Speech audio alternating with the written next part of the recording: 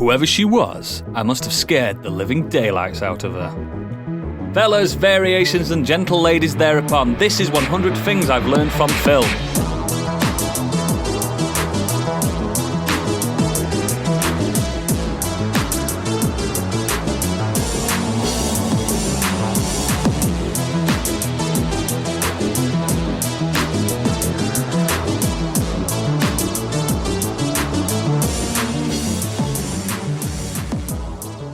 Hello and welcome to the show. My name is Planty, and joining me today from Newcastle we have Chris Ramsey. Alright.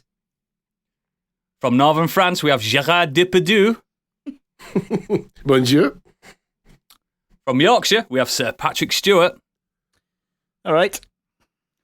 And from Bristol we have the entire cast of Skins. Right, babbers! Welcome. Before we get into the show, please consider becoming one of our sexy, incredibly cool patrons. Help us divide and conquer the podcasting world. Details are in our show notes, but mainly check out our website, modernescapism.co.uk, for more exquisite content and links to everything we do. Oh, we're tricking you. It's me, it's Oodles, and this is Modern Escapism. You fell for it. Oh, we just changed the title. I was wondering whether you were going to give Planty's Patreon out there. Subscribe to them as well. Oh, yeah, they're great. But all I need now is a massive, massive dose of biggest breaking news. You may already know, but he doesn't, because it's time for Biggie's Breaking News. So, guess what? What? We've been nominated for an award. No. Yes. Oh, yeah. For those who don't know, Crowd Ultra is a free all-in-one event, an audience interaction app. And the awards that they do feature over 100 categories. Among segments they provide value to, including events, podcasting, event talent, and event planning. But we're not sponsored by them. We have nothing to do with this. It sounds so like after receiving 1,000 nominations, they narrowed it down to the top 5 fiction podcast nominees. These podcasts stood out among the rest and should be celebrated for the quality of their work. Those selected were determined by a mix of submitted nominations along with our expert panel's assessment on a multitude of considerations, including quality, community, and uniqueness. Yes. Sex appeal.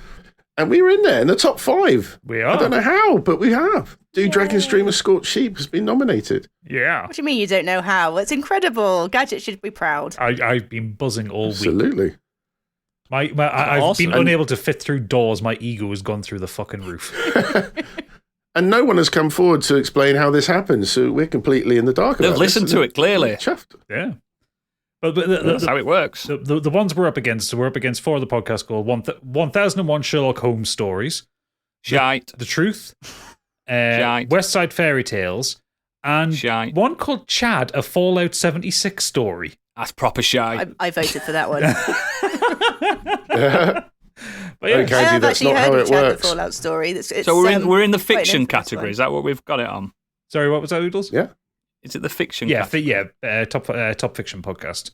So What about topical podcast? Modern Escaping should get nominations, especially with this kind of news broadcaster, eh? I know, but we are the only D&D podcast in there as well, so that's something as well. Fucking- So if Yeah. I mean, if they're saying they had 1,000 nominations for fiction podcast, if we're the top D&D one, that's fucking good by my attitudes.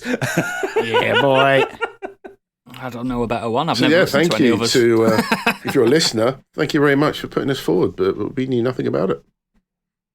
Cheers. It's awesome. I'm well happy. Yeah. Thank you very much.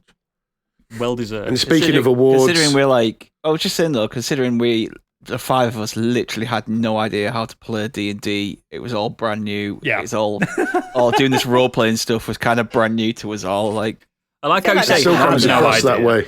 I like how you said had no idea. I still don't know what I'm fucking doing. Yeah. Exactly. yeah, that's the fun. So That's the fun part of it. at this point, obviously, I'd love for us to win it, so we can say we're an award-winning podcast. But I'm just buzzed that someone nominated us, and that a selection panel have thought, yeah, this is good.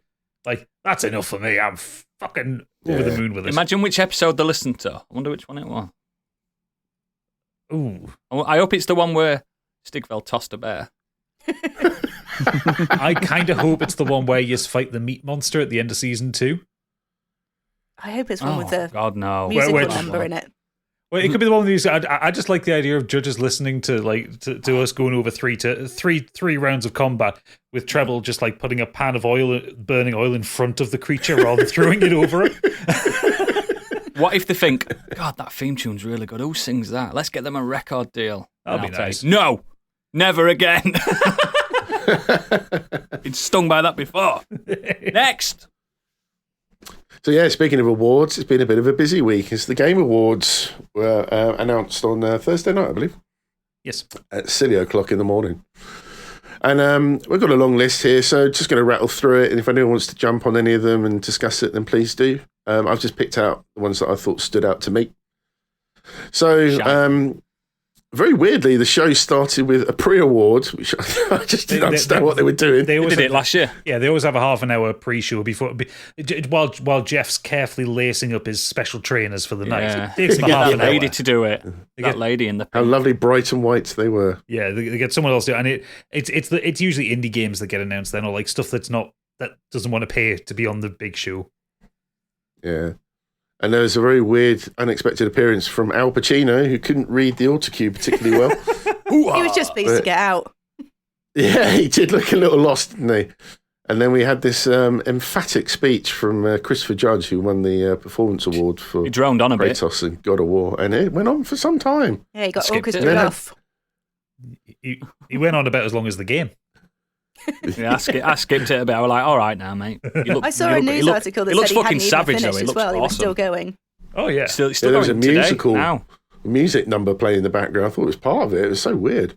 no, the music's to say "fuck off the stage," it's like the Oscars thing. But it sounded like it was a build-up to what he was saying. It was perfectly timed. He does look They went fucking in- brilliant, they, though, doesn't They he? let him go on a bit long, I think. Like, Yeah, it's weird. It's nice that he's taken the Game Awards seriously, but there's a Yeah. fine line between seriousness and maybe a little bit of self-indulgence. Mm. Yeah, it's not the Oscars, is it? Just thank your God and fuck off. Yeah. Well, I did get All right, Ricky Gervais. I did get a little chuckle when he called Corey Barlog a real motherfucker. I really like that. Mm. But speaking of them, what was announced, so there was a cinematic for Dead Cells DLC, which was returned to Castlevania, which I don't think anybody saw. Just give us Castlevania, please. Yeah, that's all I can think about. I mean, Dead Like, Cells is great, but I don't want to play Dead Cells in the castle in Castlevania. I want to play a Castlevania game. I hate Yeah. that Dead Cells. You always go straight back to the beginning. I know you're supposed to in those kind of games, but you get so far straight back to the beginning. Fuck off. Can't be asked. Lovely So game. Sony's- Hard as fuck. Delivering more of its exclusives to the PC. So Returnal and Last of Us Part 1 were both announced, coming out next year. That's going to be I quite... every game they do Sorry. now. Several Yeah. months later, they'll end up on PC. Yeah, they're not stupid. They know where to get some money from. Last of Us Part 1 is also expected to be working on the Steam Deck because it's being used in Steam Deck advertising at the minute. Yes. Mm. Mm. One I like the look of, no idea how it'll play, is Hellboy, Web of Weird or Word. Mm. I think it's Looks Web good, of doesn't Weird. it? Is a roguelike action adventure, but it has the comic book style of Mike Millar. I think it reckon it'll really play good. like Hades. Well, speaking of which, Hades 2 was announced. Yes, it was. Looks banging. Yep. I mean, it looks more of the So same, horny. which was banging in the first place. Just sexy gods. More sexy gods, please. There's a Silent Hill-esque horror game called Post Trauma. I like the look of that. It's got all the fixed camera stuff. Not thought that looked convinced pretty on cool. it, but Mm. I missed that. might Looked be. a little bit janky. Yeah. I'll be interested to see more of it. I mean, I'm all for more Yeah. like fixed camera horror. I just need to see more. But at least it showed the gameplay. I hate all the trailers that just... Oh, yeah, it was tease you only something about that may or may 10 not be in the game. 10 trailers of the night which actually had any fucking gameplay in them. It's always the concept, isn't it? Yeah. Not actual Yeah. game footage. No shit. But one that did, that I thought looked fucking amazing, was the PlayStation exclusive first-person puzzle viewer viewfinder, which I thought looked amazing. Really cool. That weird Clash of Graphics one, where it looked like they were kind of putting photos over it and it changed the Yeah, scenery. and that then you looked could walk cool. into that. It just looked like something different. I liked it. It'll probably only be like Yeah. 4 hours long, but it looks cool. Yeah. There's one called After Us, a new atmospheric adventure game published by Silent Division. Due out After next Us year. is such a bad name. Yeah, that was. I like the atmosphere of the background, and there was like a huge bones of a dog, and then it turned into covered in grass, and its soul came out, and I just thought it looked really cool, interesting. Mm-hmm. It's a cool looking side scroller, probably based in the 80s, called Replaced. I like the look of that. That looked really cool. That one looked really cool. It's a pixely one, wasn't it? Yeah, I like that. That looked animation looked really good on that. I don't know how to feel about Street Fighter 6. The trailer looked really cool, but I feel like I'm in the wrong age group that it's aimed at. They're putting too much into it, loads of weird things. Like, it's not just a fighting game anymore, it's everything. It's an adventure game as well, isn't it? It's got like an open world adventure shit to it. And they were saying online, someone was saying that there's like dancing mode and stuff where you like rhythm action. I'm like, what the fuck is Street Fighter? I just want to bash people. Street Fighter 5, wasn't it? It was released with almost vanilla content. There was literally nothing. Yeah, they're in doing it, the so opposite with this, aren't they? To everybody, and just put everything in it. Yeah. Isn't the issue really that Street Fighter 5 essentially was just Street Fighter 4 but looks a little bit prettier? Yeah. So you have to do something more a bit expensive. Didn't have different. many characters. You have to do something a little bit different. In Capcom, we just trust them. the hip hop kind of graffiti stuff looks cool, but I just feel like it's aimed at teenagers and not me, which is a shame. You're a hip hop maestro. You should be into this. BioShock is back, or is it? The developer Ken Levine announced Judas, and it looks like BioShock. It looks like BioShock in really space. cool as well. And I'm into it. Entirely. I'm so into Great. it. Give it to me right now. I need it. Yeah, just insert it into my brain. I'm just, yes, I want it. Because like I finish. You don't want it now. Well, I know, but I've been a huge fan of Ken Levine's games. Like I've loved him all the way from System Shock all the way up, like all the stuff that he's worked on. In fact, actually, no, it was Thief. No, System Shock was first, then it was Thief. Yes. So yeah, his storytelling is fucking unparalleled. I know BioShock Infinite was a hot mess in places, but the story was great. Agreed. Yeah. I think that was actually the highlight of the show for me. Fucking hell. Yeah. Get a grip. After talking about it last week, Destiny 2's expansion Lightfall had a massive trailer. That was. And I'll tell you what. I just don't know. I was not expecting that. It's practically the same synthwave trailer that did at E3. It looks dull. Like for all it's kind of flashy and bright, it's Destiny 2. Like I find it's impossible to get excited about Destiny 2 because I don't play it.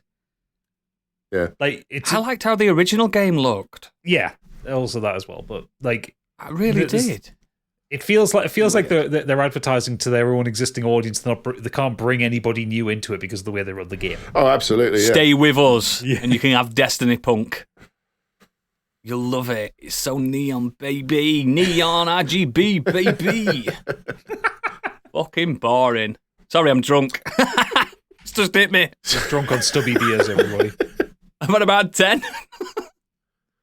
Next up, I had a Rocksteady Suicide Squad. What was that? He said he's had about 10. I said it's still only a pint's worth. It is only a pint. It's about 3 pints. Next up is Rocksteady Suicide Squad with a touching announcement that the late Kevin Conroy would be involved. I think this is in bad taste, and I love Kevin Conroy so much, but they're going to kill Batman in this. Do you think they're going to kill Batman, or do you think it's? I don't. Did you see? I did actually like when Captain Boomerang accidentally chopped Flash's finger off. Yeah, that was funny. That was funny. I'm like, okay. I did. Yeah, I also like that. You know, Harley Quinn saying, "Oh, don't worry, Batman doesn't kill people," and then he drops a corpse and flicks them. It's just like, oh. I hope. They don't kill him. I know it sounds weird because it's killed the Justice League, but I think they're brainwashed out there, so you won't kill them. They're just no. The storyline. It's same as the Injustice storyline. That's what they're basing this from, where Superman goes nuts and crazy and everyone starts being bad. Yeah.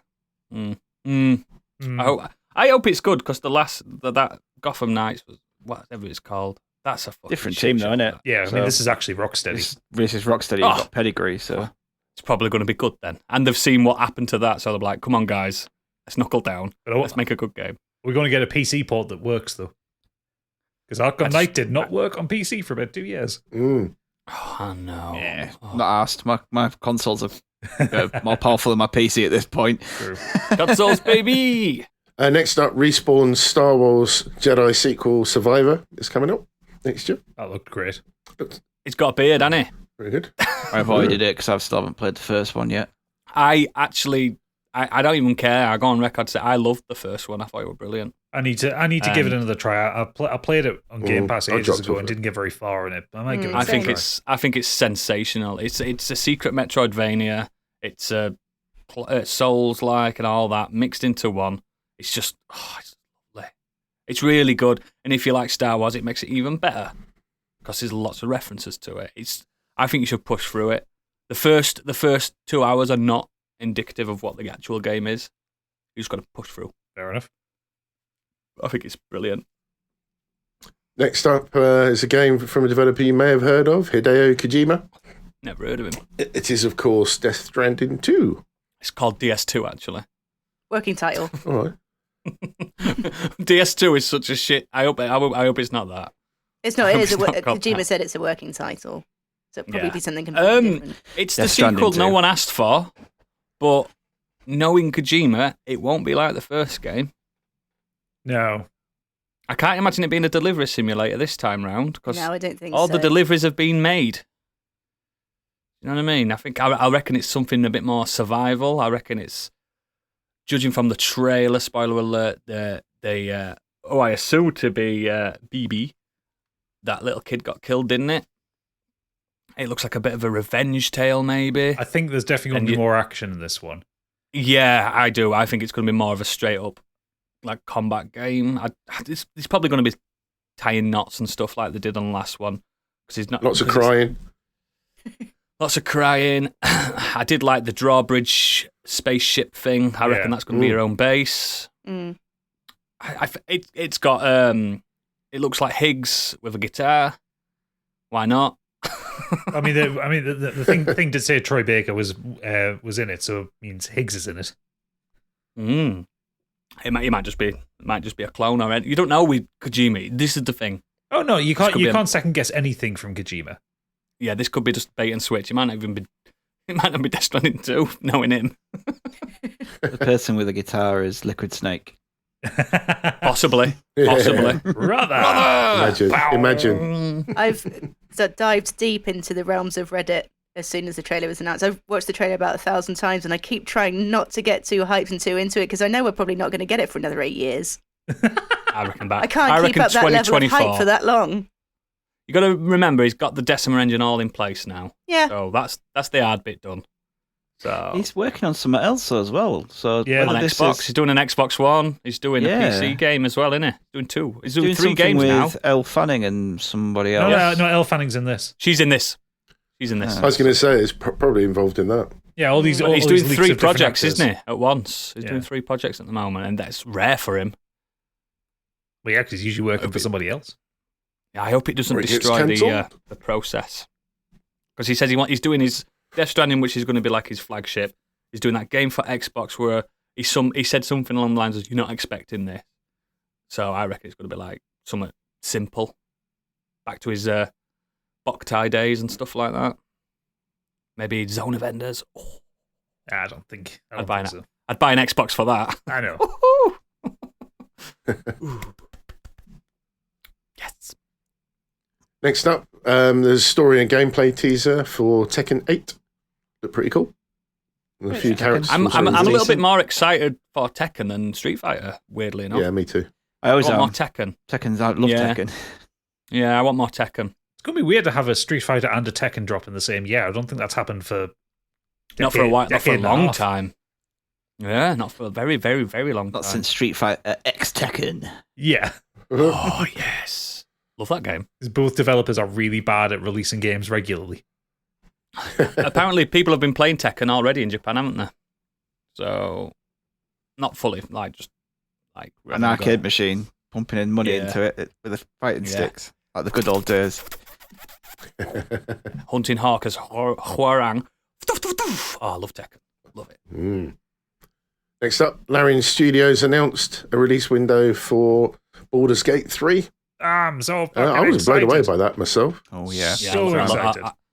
I love Baldur's Gate, Icewind Dale. I love all that shit. I said this in our Discord, but I was laughing. I was watching some of this because I was struggling to sleep, so I put it on for a bit, and that just happened to be at the same time. And people were in the comments in the chat going, "It's Kratos! It's Kratos! What the fuck is Kratos?" It's not Kratos. doing in it?" I was like, "Fuck off! It's not Kratos." Like, Kratos wasn't even a concept when Baldur's Gate was around. Yep.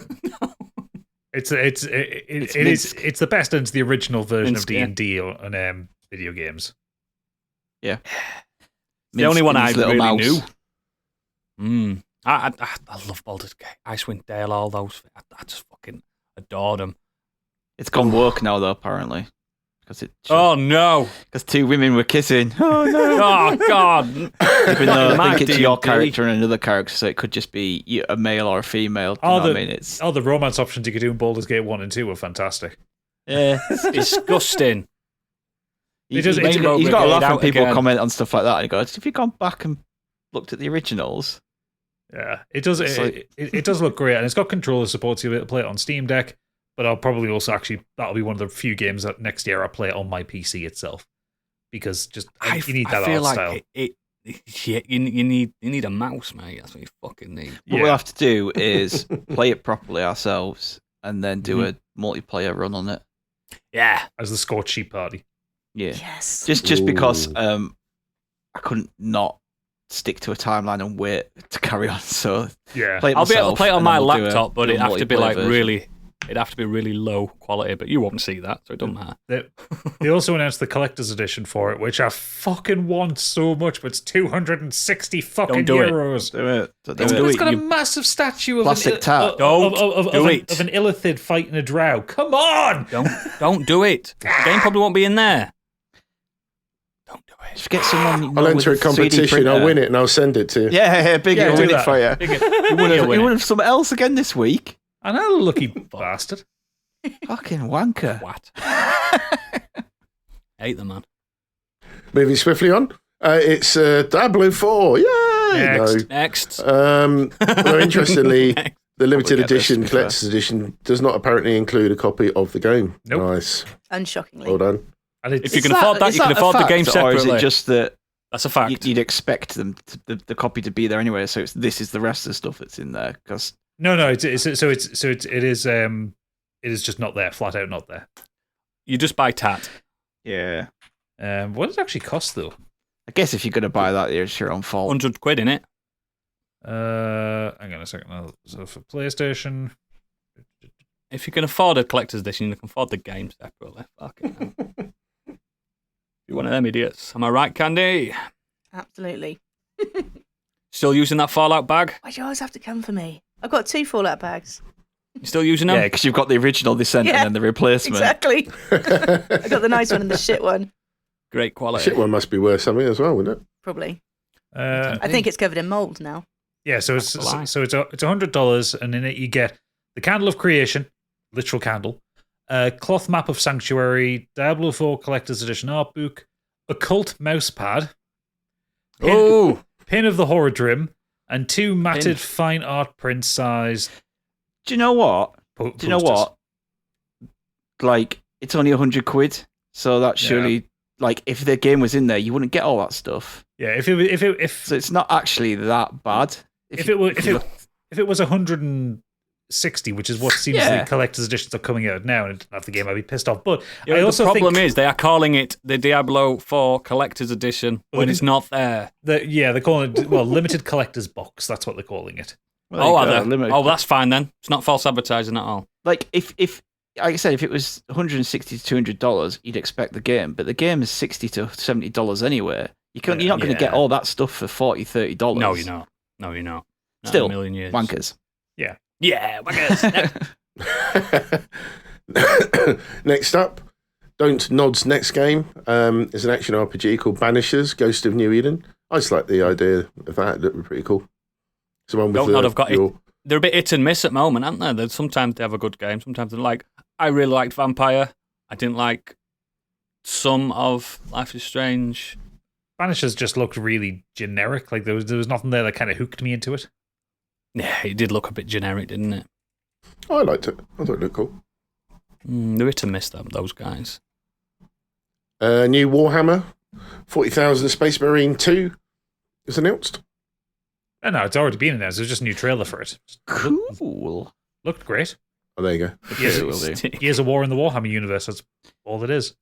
Years of I reckon Warhammer. I'd like those games. I just need to get in there. The first Space Marine was out on the 360 and it was fucking brilliant. I loved it. It was just a big dumb game. You're a Space Marine on a Forge world knocking the shit out of orcs. What more do you want? Was Rogue Trooper Warhammer? I remember that game. Yeah, that a blue guy. Yeah. There was Tau. Yeah, Is that actually Warhammer? yeah, it was Warhammer. Yeah. Guess what? I've played and completed a Warhammer game. No, Rogue Trooper. wait, hang on. No, Fire Warrior was the Warhammer. Rogue Trooper was the 2000 AD one. Oh, yeah, of course it was. I've never read the books either. I've never played a Warhammer game still.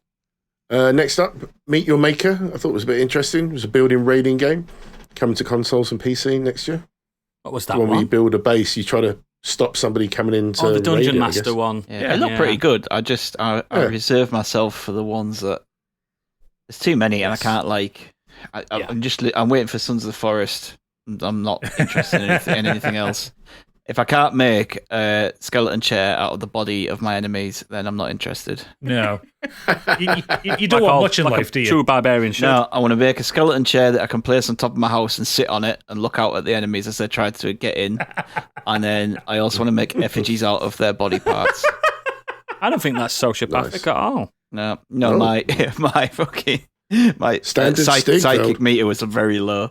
Like, I bet it will. Really should see Stig Street. It's Rotter. Not for kids. The Lords of the Fallen got a new trailer. It's a reboot of the Lords Still of the makes Fallen. me laugh, I this. thought it looked pretty cool.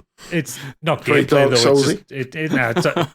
The problem is The trailer for the last one, also called Lords of the Fallen, not the Lords of the Fallen, looked good. The trailer looked good. That's the one we absolutely need to see gameplay for before I can make any opinion other than the last one was shite. Oh, so bad. Imagine Dark Souls, Biggie, but even heavier and slower. Oh, God, no. And actually I've changed unfair. my mind. Yeah, and actually unfair. The game actually cheated you. Mm-hmm. Yeah, imagine No, that. I'm out. Embrace it. I'm also out on this one that was announced. The crime boss Rocket City, first-person shooter heist game, but the cast was Thingy interesting. turned up, didn't he? What's his name turned up? Michael Madsen, Chuck Norris, Vanilla Ice. I mean, I'm what? Is Michael for it. Madsen dead? Did they Weekend at Bernie's him? Is he actually dead? Because he's like this. He might. I was worried he was actually dead for a moment. Because he walked in like this, and then this guy did this weird Irish accent. Sorry if he's really Irish, but it sounded pretend. It sounded like Americans do in Irish. Yeah, and he was just hanging there going, hey, I like video games. I'm like, do you? Michael, you look dead. Christ. Honest to God. Love it, though. Gotta love it. Regular guest on this pod, Cyberpunk 2077's DLC Phantom Liberty Anthony. was revealed, and Idris Elba's in it. Idris Elba. Is that what you think Idris Elba sounds like? He does a little bit, doesn't he? Lufa. He's Lufa. Oh, fucking hell. I thought my voices were bad. They are bad.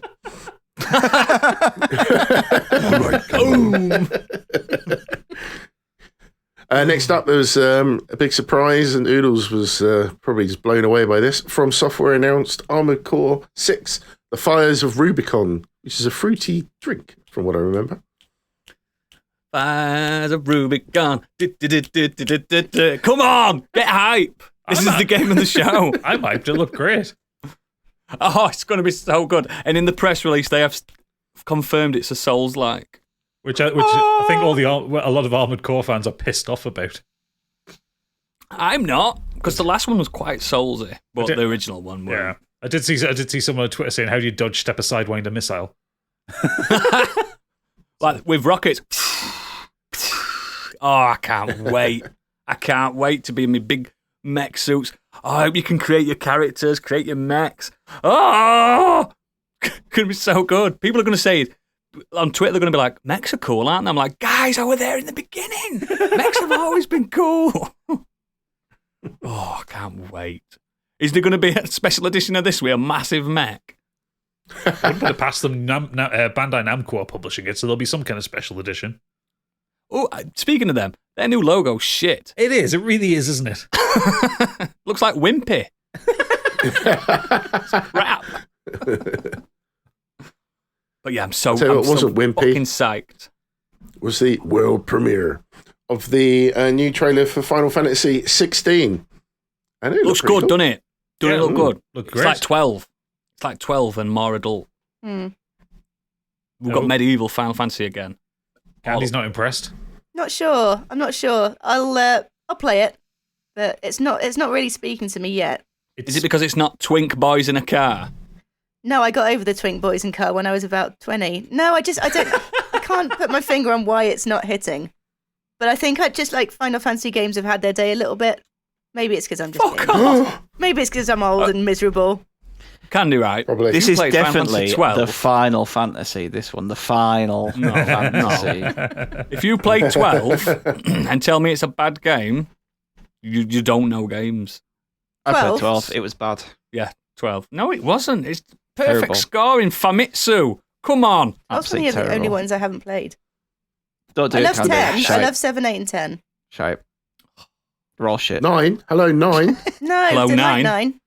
Hello, 6. Oh, fuck off. Yeah, no, I will fuck off. But no, 9 didn't do it for me. Hello, Chocobo Racing. Hello, GP. Yes. This one's not Better than Mario turn-based, Kart. so I'm well in. The new one. They haven't been turn-based for years. Still. Well, 12's not turn-based. no, 12 is turn-based. It's just you can free move around. It was Yeah, I 50, suppose. 15 was the first one where you had real-time combat. Yeah. Yes, it was. I'm pumped for it. I want like adult Final Fantasy. I'm an adult, and I've grown up with this series. You're an adult in this with the body of a child. Look, you can't discriminate against my body like that. That's not fair. It's body shaming. Just because I'm a real boy. Lift you up my little finger. Was that Oh, Pinocchio? please. I've only got a little nose. See, I said it right and everything. Just going to roll through a few little other stuff. Xbox is preparing to join everybody else by raising the prices of its major new titles to $70.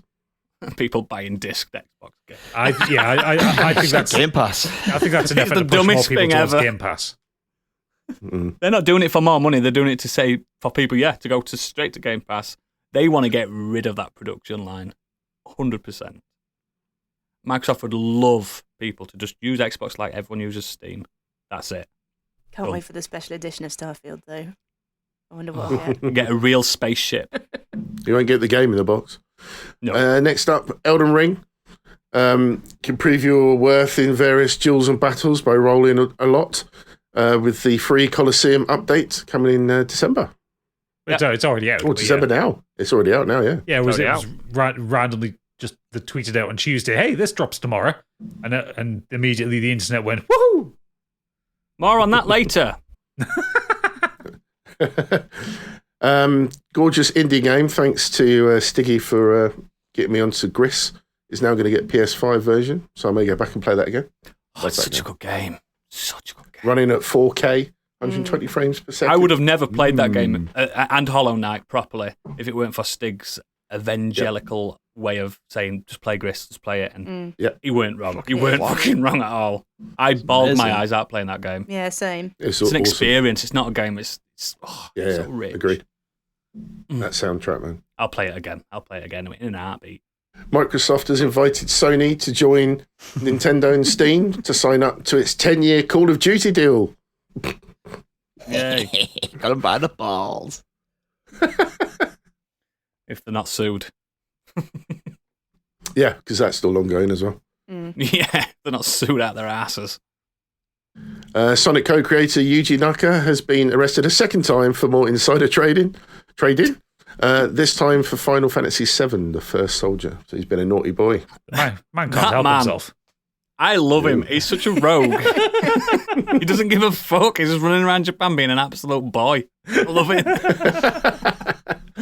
Non-conformist. He's such a punk. He's just running around. Oh, I love the man. Just let him run amok. Just let him run wild and see what happens. No, because then we'll get Balan Wonderworld 2. Yeah, just do it. It's No. chaos, mate. No. We need that chaos. Can't have another one of them. I played 4 minutes of Balan Wonderworld and I uninstalled it. Your character runs really slow. It's awful. Awful. Love that guy, though. Speaking of awful, Ben Studio veteran John Garvin has taken to Twitter to share his thoughts on the title of Days Gone's subdued reviews. And yes, he said some things. Because the reviewers were fucking wrong. He said, the crazy thing is, nothing changed. That game director Jeff Ross and I were responsible for. Gameplay, missions and story. All that changed was code cleaned up their shit. So I guess bugs, streaming and frame rate matter. Funny that Jeff and I are the ones who are gone. Huh. Days Gone is a fucking exceptional game. I've heard good things about it. And then he went on to blame tech issues, reviewers who didn't finish the game, and woke reviewers couldn't handle a gruff There white you biker go. looking There you go. Oh, I don't like that. Instantly. arse. Sorry, that instantly just turns me off. Yeah. Your point. You had a Yeah. good point. Your first 2 points were good, and then you threw in the woke word because you want the Yeah. fucking hits and you want people to talk about it. It's a fucking trigger word now that people use just to try and drum up some I didn't know he interest. said that. He's a prick for that. I mean, to be fair, John Garvin has been consistently an arsehole. Yeah. It's still a fucking exceptional game, and reviewers were wrong and they didn't finish it. So naturally, Ben Studio came out and had to release a statement. We're aware of the comments made by our previous creative director on Days Gone regarding his personal view on the critical reception of our intellectual property. Ben Studio does not share his sentiment, nor does it reflect the views of our team. Our studio is immensely proud of the work we accomplished on Days Gone and are thankful to every developer who poured their heart and souls into it. We are incredibly humbled by the support of our Days Gone community, and we will continue to share our enthusiasm for our world and characters as we look forward to the future. If you type in Days Gone in YouTube now, every video is "We were wrong about Days Gone." People now it works. It's such a fucking great game. I mean, Days Gone's fine. I enjoyed my time with it. I didn't finish it, but I enjoyed what I played of it. I just like the because there is a fair level of complexity to the character of Deacon. But I like how Garvin just kind of winds it down to that he's a gruff white biker looking at his date's ass. It's like, is that what you took away from the character? That he's not the most well-detailed character ever written, but there is a bit more to him than that. Sam Witt was brilliant. Yeah, as him. Sam Witt was fantastic as Deacon. It's fucking sensational, and Boozer is every character in that's really good. And yeah, they start off shit because they're in a fucking motorbike gang. They're deplorable people. Do you know what I mean? Yeah. And they have to grow when the world ends. Basically, it's such a good game. I'm going to play it now. I'm leaving the podcast Permanently. No, not that. Stig's 2022 Film of the Year, Black Adam, is projected to lose 50 to 100 million in its theatrical run. Insiders have said the film needs to make closer to 600 million to break even. Warner Brothers have now claimed 400 million is needed to break it. Production budget was 195 million. It's now being looked at as a box office flop. And then The Rock came out with a tweet saying he'd spoken to the financiers and finance him or whatever, blah blah blah. And it actually has made profits of up to 75 million, which is still not very good. No. Also, He's imagine, really proud of his little baby, isn't he? Imagine being the finance people and just having like your lead actor just ring up and go, "Yeah, I want information to put out on Twitter to show Hey, it's people." Dwayne. Just want to know, can you send me a copy of the books, please? I want to see the books. And you He's drink, put man. everything behind this, and his whole brand is behind this film. Bless him. He wanted to be the next Superman, and he failed. Yeah, but he can always just keep pouring his tequila in his pancakes. So. Cheat day. Speaking of which, the DC Universe, the Hollywood reporters claim that the Snyderverse will be no more. Wonder Woman 3 is cancelled, Man of Steel 2, and any more Aquaman films have all suffered the same fate. They're trying to do a shake-up, although Jason Momoa may be in contention to play the character of Lobo, which might be interesting. If they're getting rid of that continuity, there's nothing wrong with that whatsoever, because he suits Lobo. massively, more than Aquaman. So Yeah. I'm But up for that. they're still prioritizing Superman. So Henry Cavill is still going to do a Superman project. Because he's So- a really successful Superman. I know, though, isn't he? but Fan- it's like critically we're and getting rid of everything. this continuity in this universe, but we're going to keep this Superman. It's just still going to Yeah, be it's going to confusion confusion as in it. Yeah, but And then look it's at like- him. and then He looks like Peacemaker, Superman. like was a success. Is that going to get a second series because that's within that continuity? That's one of James Probably Gunn's not. own projects. Oh yeah. Probably not. Like it should do because it was fucking great. Yeah. It was really good. I wouldn't be bothered about keeping this universe and these actors and these characters, but just hire a better. Well, they've got James Gunn now, so that's one step. Hire better directors and writers. That's all you need to do. Or It's just like I said have to a plan. Gadget. I said to Have a plan. said to Hire the Gadget right in people, the, and you can pull this round. You can successfully within 6-7 years get this on track. Yeah, to a course you big could. team up kind of film that they want to do. It's easy enough to do. It's just they didn't have a plan. They tried to rush it. They tried to go against Marvel by just throwing everything. Snyder's, I will forever say, wasn't the right person. Didn't understand the characters. Mhm. Can make a film look gorgeous, but when it comes to the characters, that's the second Yeah. point. He don't care about that. like I said to Gadget in Discord, they took all the fun from DC out of these films. They are goofy books. You know what I mean? Yeah. They are goofy comic books. Nothing was fun. And when they did try to put fun in it, it didn't make sense in that universe because it wasn't a fun universe. You know what I mean? Like, you wouldn't have many jokes in Nolan's Batmans because he set that tone, didn't he? Yeah. But Batman can be daft. You know what I mean? And Superman is extremely daft. The man who can't die, you can't win him. Make it daft. You know what I mean? There's so many characters that they can draw, and like Lobo should be like a Deadpool type anti-hero and stuff. They're just gonna make it serious. Oh, I'm Lobo. Oh, you know what I mean? They won't Just now. they better not. They just need to have some fun in it. That's why Marvel worked, You've because it was seen fun. what James Gunn does. Like, Yeah, if there's a he is character fun. that's meant to be like that, he'll make the character like that. I've got all faith in him because he picked a random group from the Guardians of the Galaxy, that not even the main group, and he made it work. Same with Suicide Squad as well, wasn't it? Yeah, he just picked all the random ones because he knows that there's such a backlog of characters that you can just really bring to the screen, make into stars, make people love Lobo. I know there's people out there that think Lobo's the best book going, but they've not had their day in the sun yet. Let it happen, man. No. Let it happen. Fuck Well, Black Adam. speaking about Shite. shake-ups, Marvel's doing exactly the same thing. After Bob Iger's return as CEO at Disney and negative feedback from Phase 4, they're looking to shake up what they've got planned. That's because to listen to me and Stig. Stick to TV. You're good at that.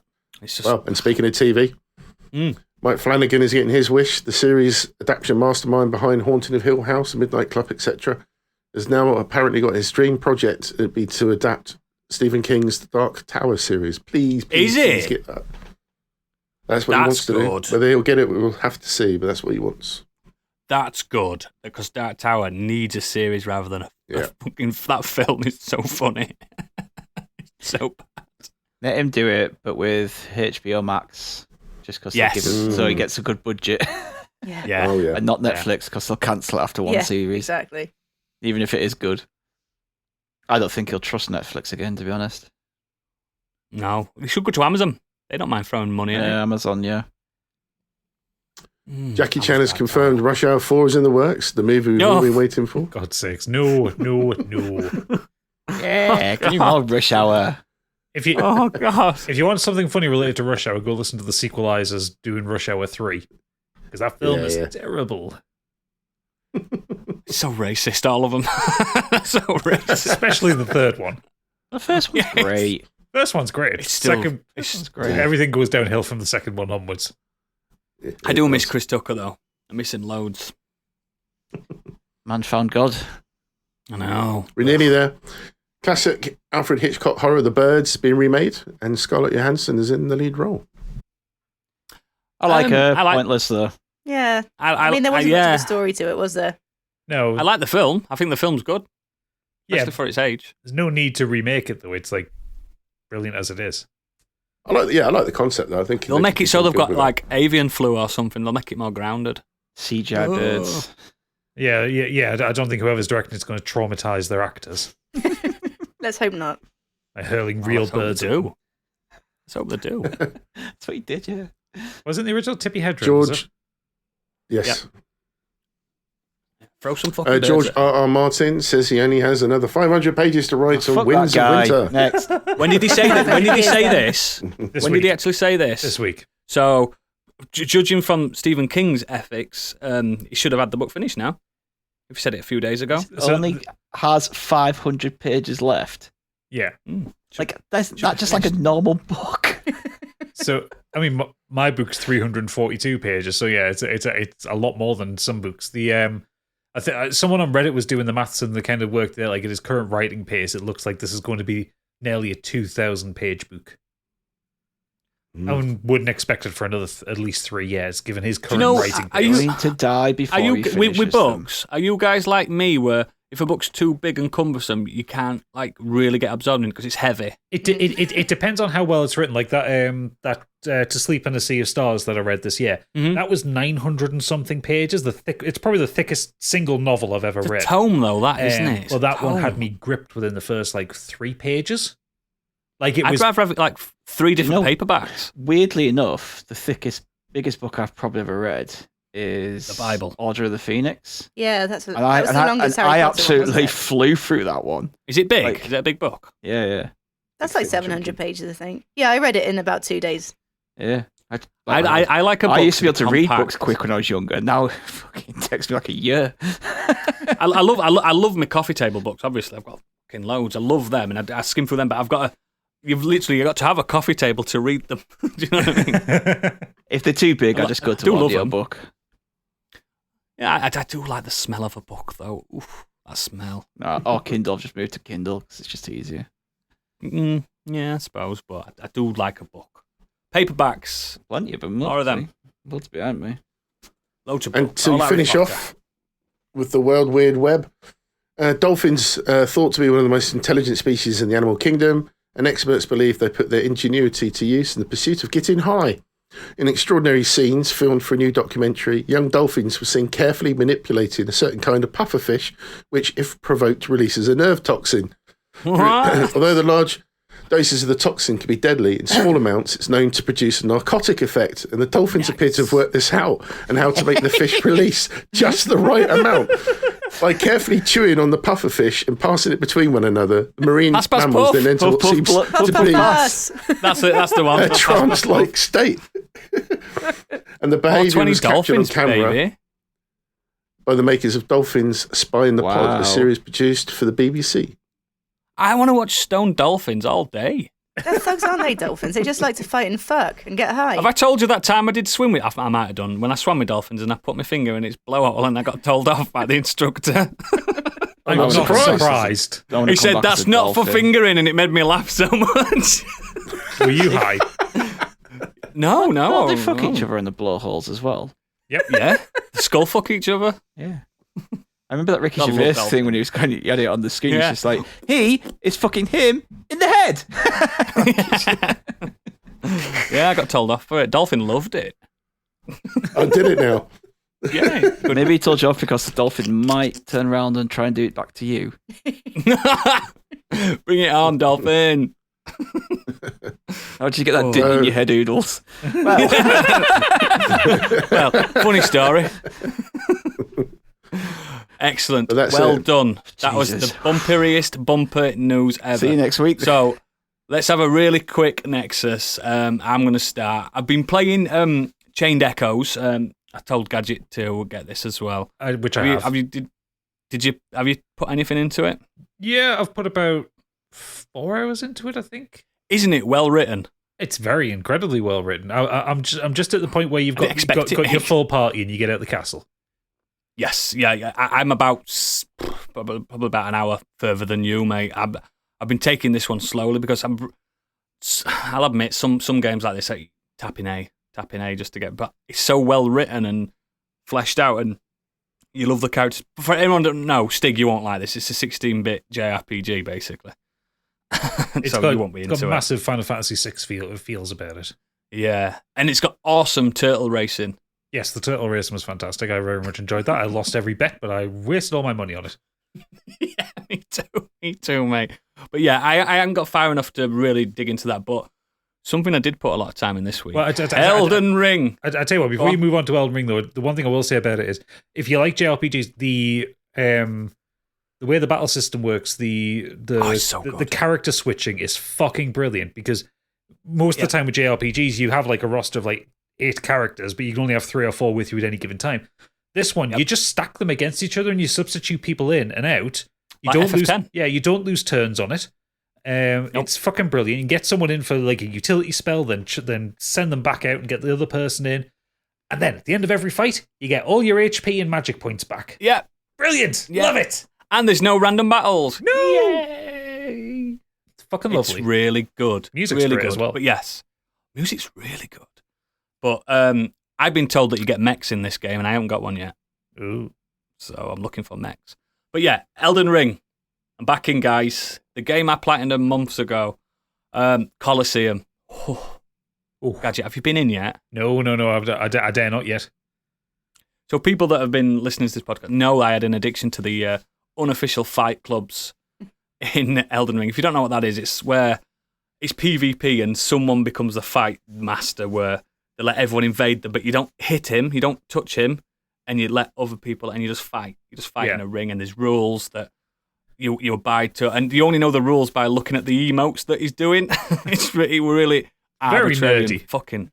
Oh, I put fucking hours and hours into it. And guess what? From Software decided they want to be the Fight Club owners now, and they've opened up the Coliseum.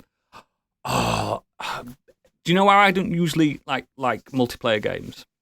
Yeah. I do like them when I'm fucking brilliant at them. And I am an absolute god on Elden Ring. I am the man. I have not lost a match, and I have had 32 matches. I have not lost a single fight. I've done 3-on-3. I've done 3. I've done 1-on-1s. It's so good, and there's prizes to be won, and there's lore implications as well, which probably indicates more DLC. I don't want to spoil too much, but it's PvP focused. It is multiplayer focused. So if you haven't got like PS Plus or whatever you're paying it on, you can't play it. But it's Gadget. There's more costumes to wear. Oh no! Yeah, the fashion souls has gone on, has it? Oh, it's so fucking funny. People teabagging again. Do you know what I mean? It's gone back to old school. Oh, it's just, I don't know. There's just something about it that when rules are put in place, you can't break them anymore. Like with the fight clubs, you sometimes invaded people that didn't know they were in a fight club, and they just went, they just destroyed the host and stuff like that. But with this, it's just.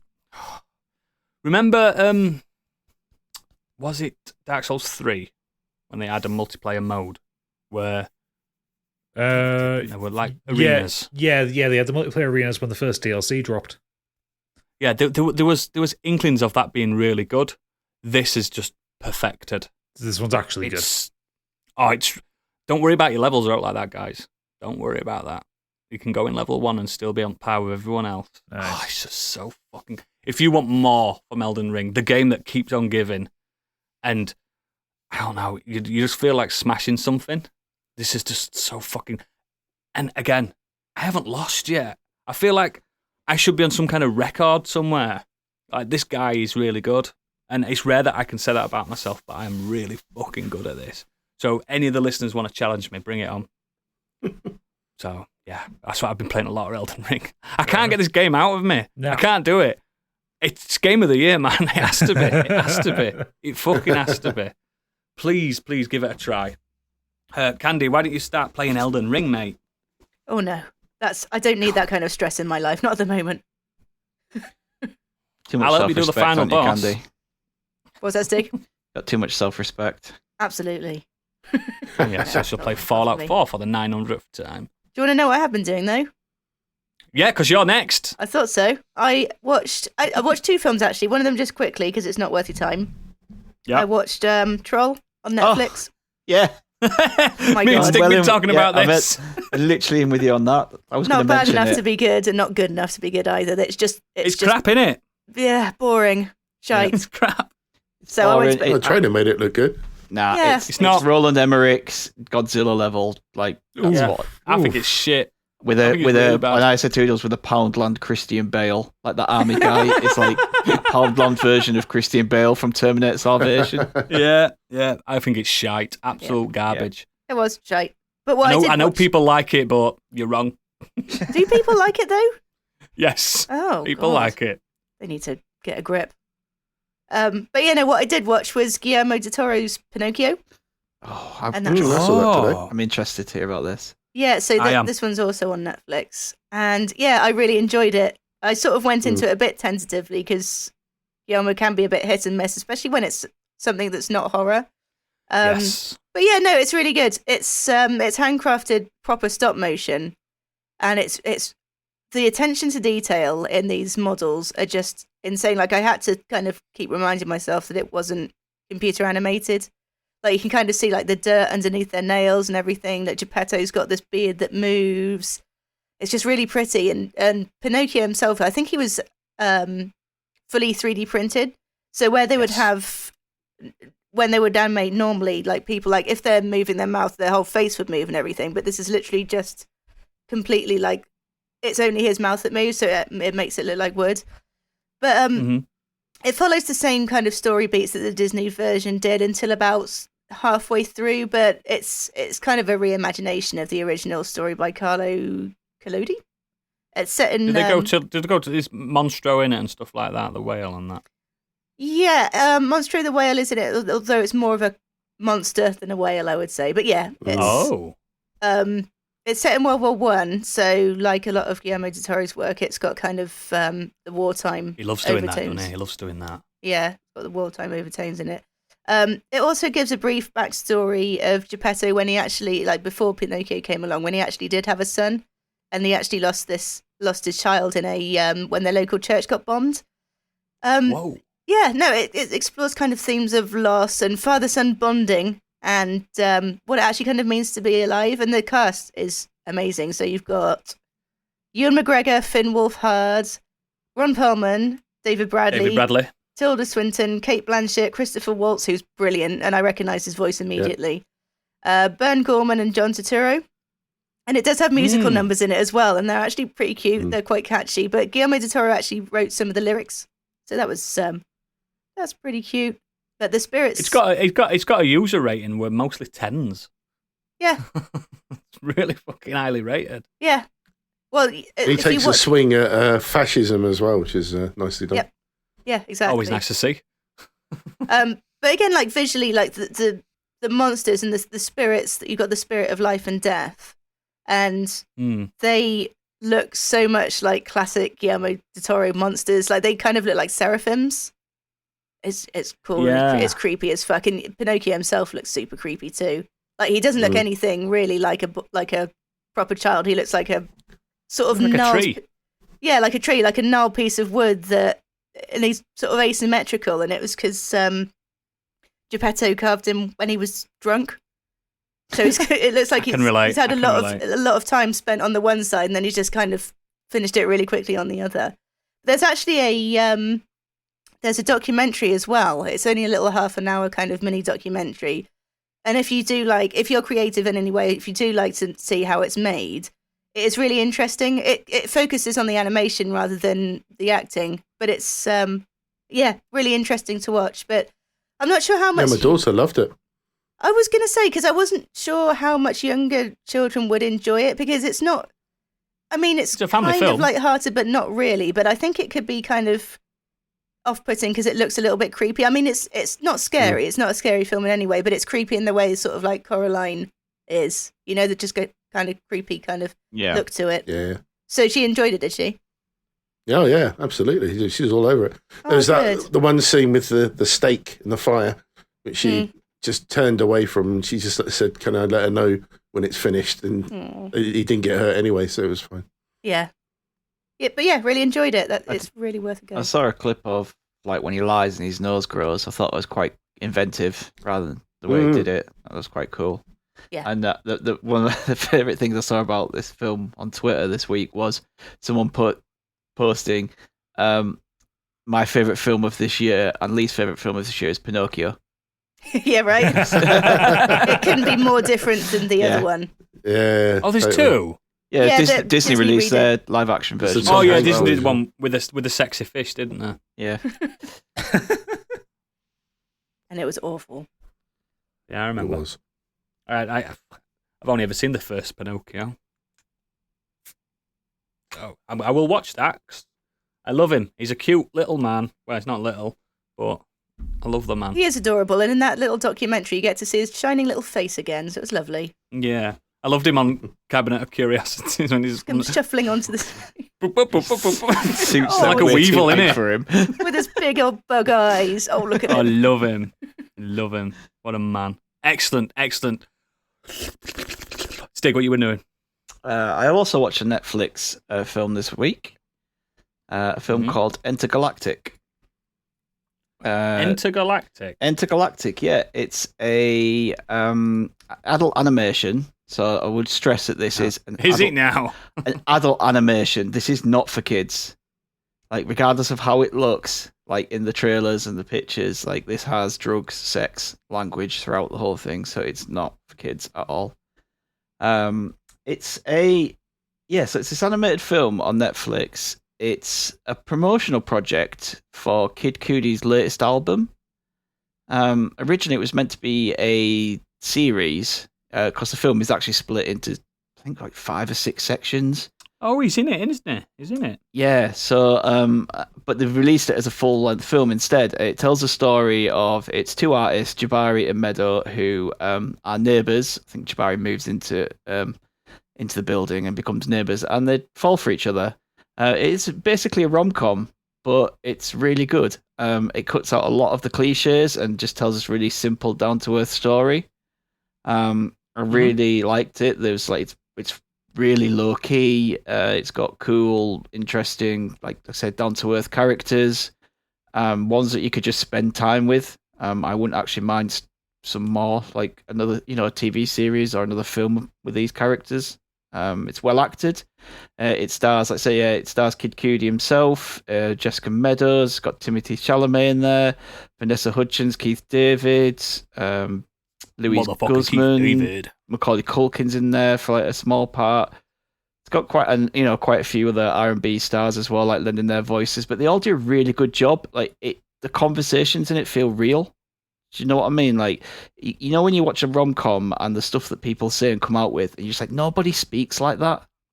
You had me at hello. Yeah, like just the shit that comes out of people's mouths in rom-coms, and you're like, just no one speaks like this. No one does these huge monologues to each other in the rain. Like, it's just all No one bullshit. stands there with placards saying, "Don't tell your boyfriend. Tell him it's Carol singers." Yeah, exactly. Whereas this just feels natural. The conversations the characters have, the conversations that the friends have with each other, and that he has with Meadow and everything, it all just feels real. Like like the kind of stuff that would happen in the real world.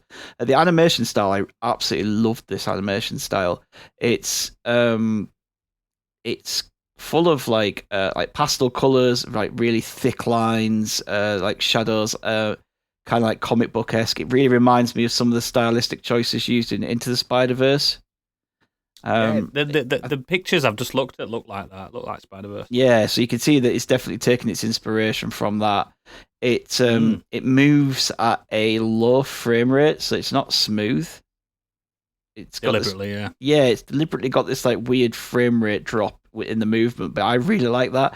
In a world of Disney films and DreamWorks, when you do something different, it stands out and it works. Place for it in there. And I really liked it. And at times it pops into like there's like the music playing in the background, and then something will happen, and then it'll kind of go into a music video-esque like scenario, like a dream sequence scenarios, which are really like eye-popping and really good looking. The soundtrack is incredible. Like, it's in perfect tandem with what's on screen. So obviously he's made this album, and then they've obviously created this project after, so everything fits perfectly with the music. It's not like, oh, we've had to find a track to fit this scene. It's the other way around. I really liked it. My friend just recommended it to me. Just said it's not a lot of word about this. It just seems to have dropped, and that's it.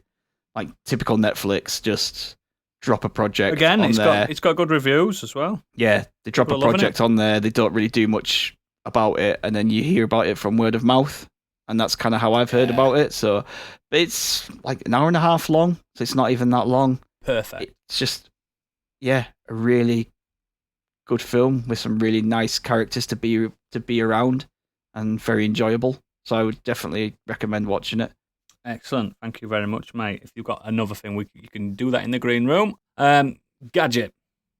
All right. So first of all, I finished. Hang on. Actually, Gadget.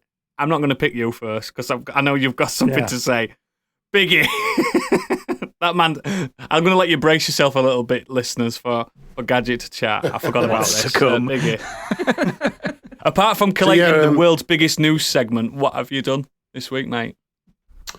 So if I've not been playing COD, I managed to play a little bit of Midnight Suns. Yes, mate. It's a tactical role-playing game by Firaxis Games in collaboration with Marvel. It features various comic book characters from the multiple Marvel comic properties, such as Midnight Suns, Avengers, X-Men, and Runaways. It's basically around a story which you play as Hunter, this character they've created that gets resurrected from the dead in a sleep of like centuries ago, some previous battles against Lilith, who is dark magic. It is Lilith. The daughter of Dracula, I believe. Yes. Oh wow! She's resurrected I didn't know by Lilith. Dr. Faustus of Hydra. Yeah. He brings her back from her eternal slumber. And then, you basically are playing XCOM, but with Marvel characters. It's really cool. I like the combat is basically XCOM. So you go into a map, there's characters that you've got to fight, and it's a bit of a card battler as well, because to fight anybody, you have to use randomly selected cards from your characters. You can have buffs, you can have straight out attacks, healing, you name it. It's really cleverly done. It's done within, obviously, people that know what they're doing with those type of games, so it plays really well from a combat side. When you're not in the battles, you go back to your base of operations called the Abbey. And then here it goes all a bit weird. It's got this RPG element where you can run around the Abbey and find stuff that's hidden. You can collect masterwork comic book covers and then remove the classic paintings that are hanging up in the Abbey and replace them with comic book covers. You can chat to your characters a bit like Mass Effect, so you start to build up your relationships with your characters and help them on side missions. We can give them gifts, and it goes all very Sims-like. It's all very odd. No. It's a very weird combination. My favorite one that I saw, I think it was in SkillUp's review. He highlighted that you could, Oodles, you know Blade. I do. Ultimate Badass. Yeah. So one of his interactions is to, he invites you along to a book club he has with Carol Danvers, because fuck off. But he only set up the book club with Carol Danvers because he has a crush on her, but he doesn't know how to say that to her. So he invites you along as a kind of a third wheel so that he can be with her but not be awkward. That's Blade. Fucking brilliant. Can't wait to see this in the MCU. Blade.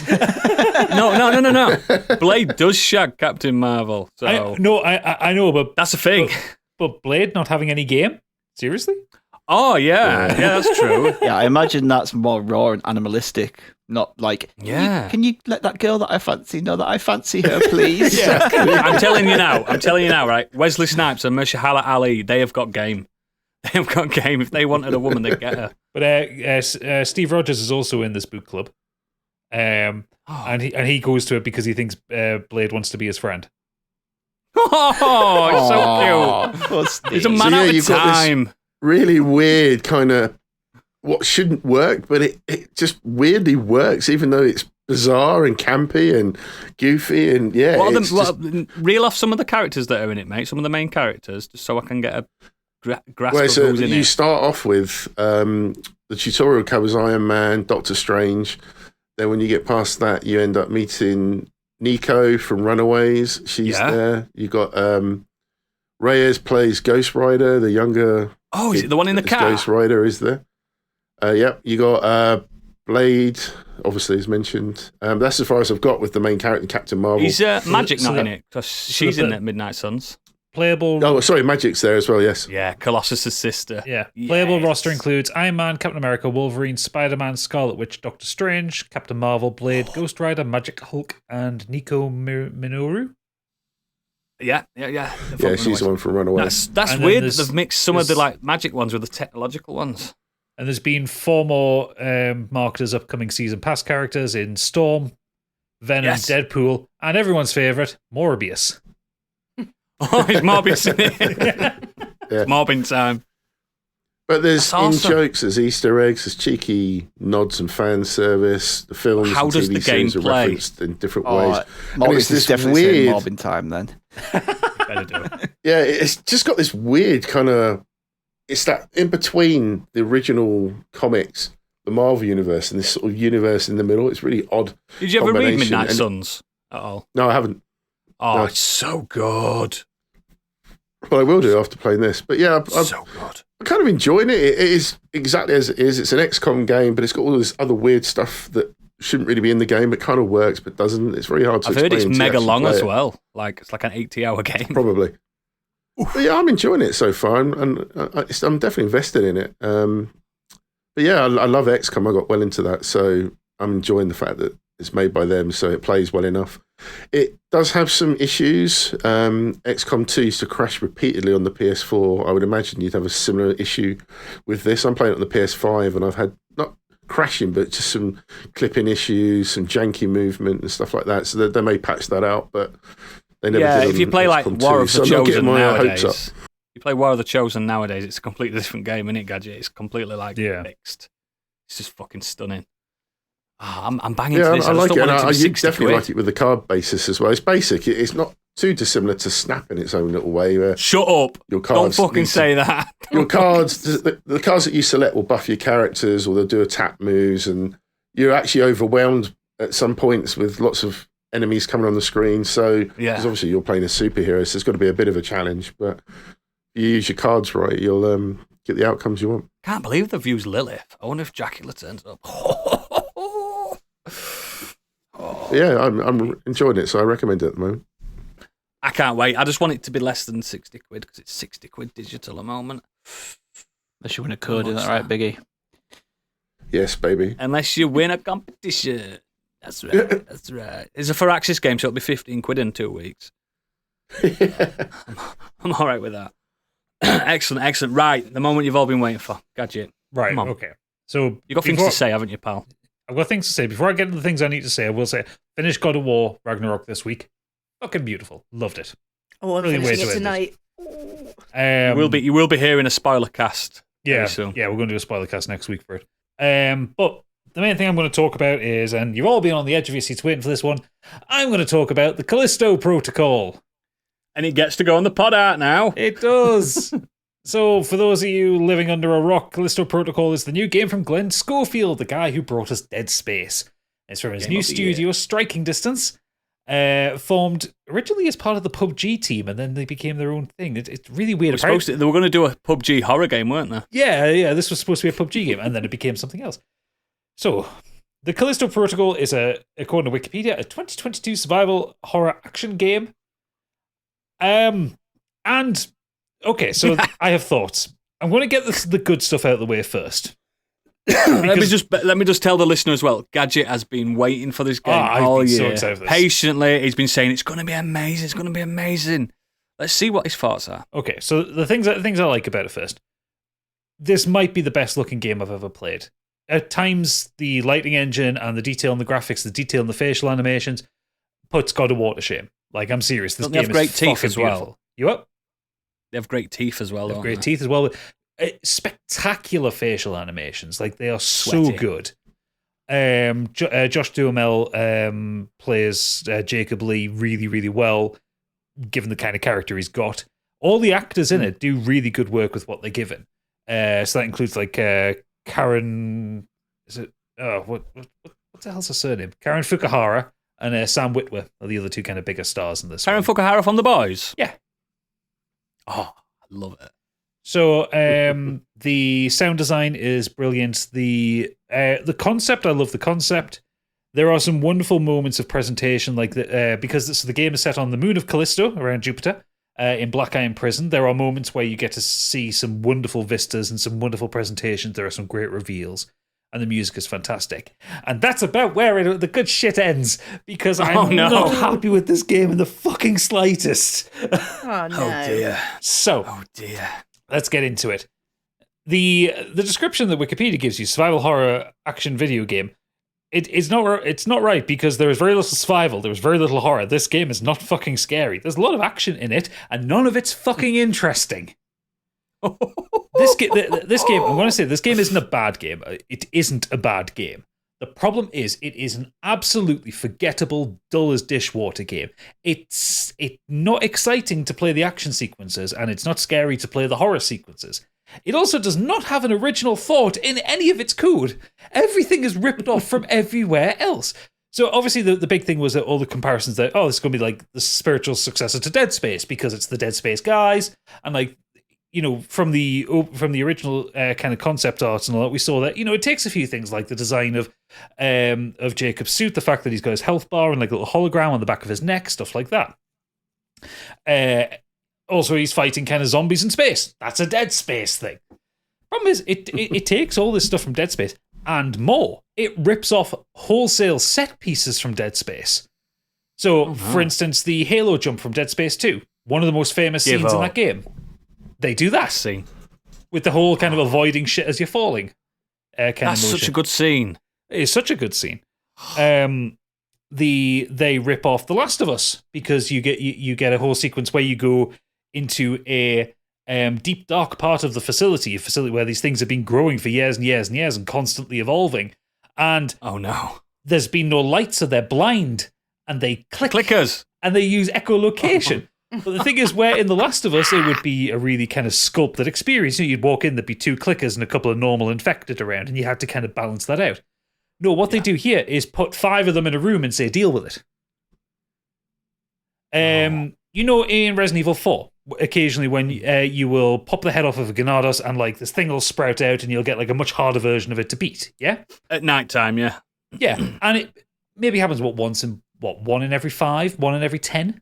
Not even that, probably. But it just happens enough that it keeps you on edge. Yes, you shoot yourself. There's a point in the story where you get a tooltip basically saying that the enemies can evolve and they can become stronger. You've basically got to attack, like, you'll hit them so much and the tentacles will pop out and you have to destroy the tentacles, otherwise they get stronger. Yeah. From the moment you get that tooltip, it happens to every single fucking enemy. Oh. I'm not kidding. It's every enemy does that. So you effectively have to kill them all twice unless you get a crit on them. The combat system does not fucking work. So the combat system is this is more of a brawler than a shooter. You do a lot more melee work than you do gun work. That's weird. And the way it works is the enemy comes at you and you get kind of locked into this automatic kind of lock-on system with them. They will swing at you. You have to dodge out the way. Now, it's not like I said this last week, it's not like a FromSoft game where you would press like left and circle to dodge to the left. No, you just hold one side of the stick and Jacob will automatically dodge out the way in the relevant direction. Hold the stick. Not necessarily the direction you hold the stick. He will just dodge in the relevant direction. And then to dodge the follow-up swing, just flick the stick to the other side, and he will dodge again. Then you get your opportunity to hit him. It actually specifically says this in the tutorial box that comes up. It says there is no precision window for this. Like, you don't need to time this. It tells you. As soon as something is running at you, just hold left, and then it'll come at you, and you will automatically dodge out the way of it. That's so fucking weird. Yeah, it's so half-baked. The gunplay is fine. Like, I've got no complaints about the guns. The guns are fine. They are guns. They are guns. They shoot things. There's not many of them. The resources that do you not get like cool plasma cutters and stuff like that? No, they're just guns. Guns in a prison. There's 1 pistol, 2 shotguns, a pulse rifle, and I think a grenade launcher. That's it. Oh, fuck. Yeah, you do get another rip-off from Dead Space. You get the Grip, which is the telekinesis module from Dead Space. But without any of with like half the casting time, half the power of it, you have to really upgrade it to make it useful at all. It is fun to throw enemies into mulches that just happen to be in rooms. Also, this prison would fail all health and safety regulations because they just have these spinning blades in rooms for no fucking good reason. Which I decided, I'd like to see a spin-off game where you're the auditor of that prison. Well, the thing is, I get why they're there. It's for these cool moments where you pick up an enemy with a grip and hurl them at it, and it instant kills them. Great. The problem is, none of it makes sense as to why it's there. And I think this is the biggest failure with the game, is because the world is so static and boring.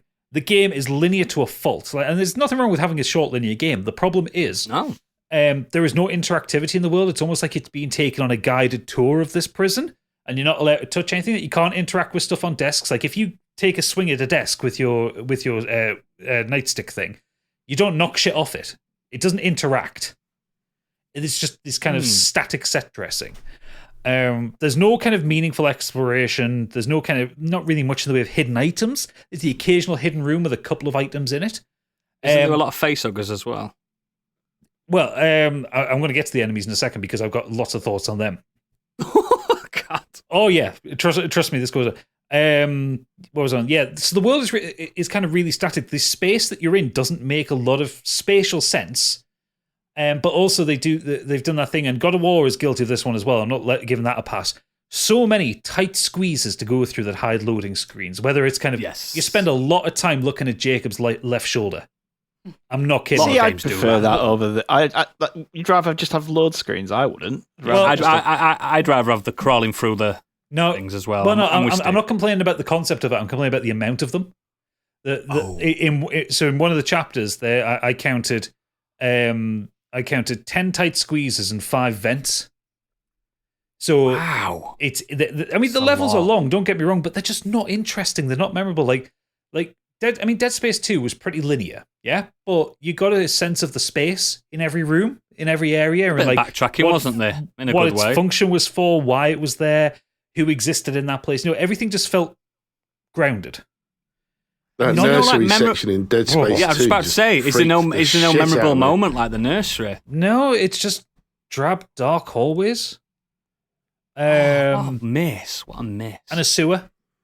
If that counts. You get a sewer level. There's always a sewer level. And does it go, it stinks? Pretty much, yeah. Very well realised shit kind of like sliding off him as he gets out of the water, but yeah, that's about it. Pretty shit. Yeah. Enemies. There are 4 enemy types in the whole game. And 2 bosses. So your enemy types, you've got your bog standard infected, of which there's a couple of different outfit models for them, like prisoner and guard. I think that's about it. There's a one that spits from a distance. Ooh, are they called spitters? I don't know what they're called. I haven't cared to look. There is the clicker type ones, and then there are ones which are the kind of 4-legged monster things that kind of run on the ceiling. They remind me of those ones from Dead Space. They were like dogs that would rush you. They like hide behind things. They'd hide behind things and then like charge you. Exactly the same behavior. Is there no brutish ones? Big brutes? No, there is one boss which is like a brute which you have to face multiple times. Why? Because story. And then there is the final boss, which is the most god-awful boss that anyone has ever encountered in a game. I'm not going to spoil him for you, but trust me, when you get to him, he's fucking awful. He said he, everybody. It's a he. The problem is this game is just such a fucking letdown. It is so forgettable. The story doesn't turn up until the end of chapter 5, and there's only 8 chapters in the game. Oh, that's not good. It's not good. The actors do brilliantly with what they've got. The graphics are incredible, but the game is just criminally dull. It under-delivers on everything that it promises. You only see Sam Witwer maybe 4 times in the whole game, and he's the best criminal. And he's the best thing in it. He's the best thing in the world. Yeah, it's a massive letdown, especially given that like the kind of pedigree that Glenn Schofield has, and like the people that he brought in either from Visceral Games or from where was he working? Sledgehammer Games when he moved from there. Like, there's a lot of quality here, and there is a lot going up, but the marketing has let it down as well, because the marketing made this out to be much more interesting a game than it is. Mm-hmm. Ultimately, don't pay full price for this game. Like I say, it's not a bad game, but it is the most turgidly forgettable game I've played in a very long time. It is the bangest of bang average.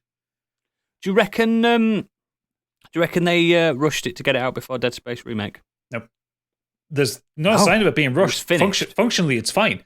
They've just done a bad game. They have done poor design decisions and made a pretty boring game. There is Do you know what it reminds me of? There is one chapter that is great. Chapter 5 is fantastic. Chapter 5 makes me feel like that's what they wanted to do for Dead Space 3. Because the stuff it does, because you go outside onto the moon, and it's kind of creepy, and there's some really cool set piece moments. But the rest of it is all fucking jump scares, and not in the good way. Like, I died so many times where you just open a door and there's an enemy behind it that just launches out and smacks you, and you don't have a chance to react to it.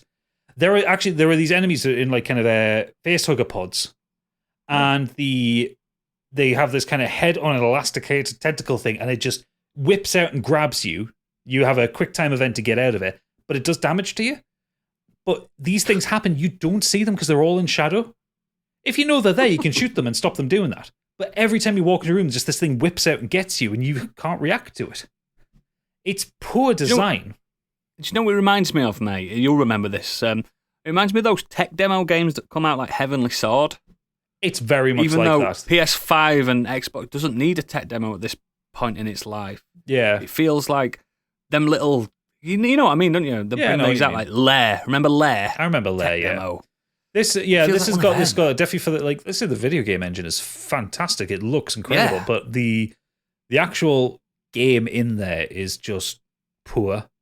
And it's what would you stamp a number on it? What would you say out of 10? Probably say a 4 or a 5. Like, it's smack bang in the middle. It's to the point where I would say average. Pick it up if you can get it for a tenner.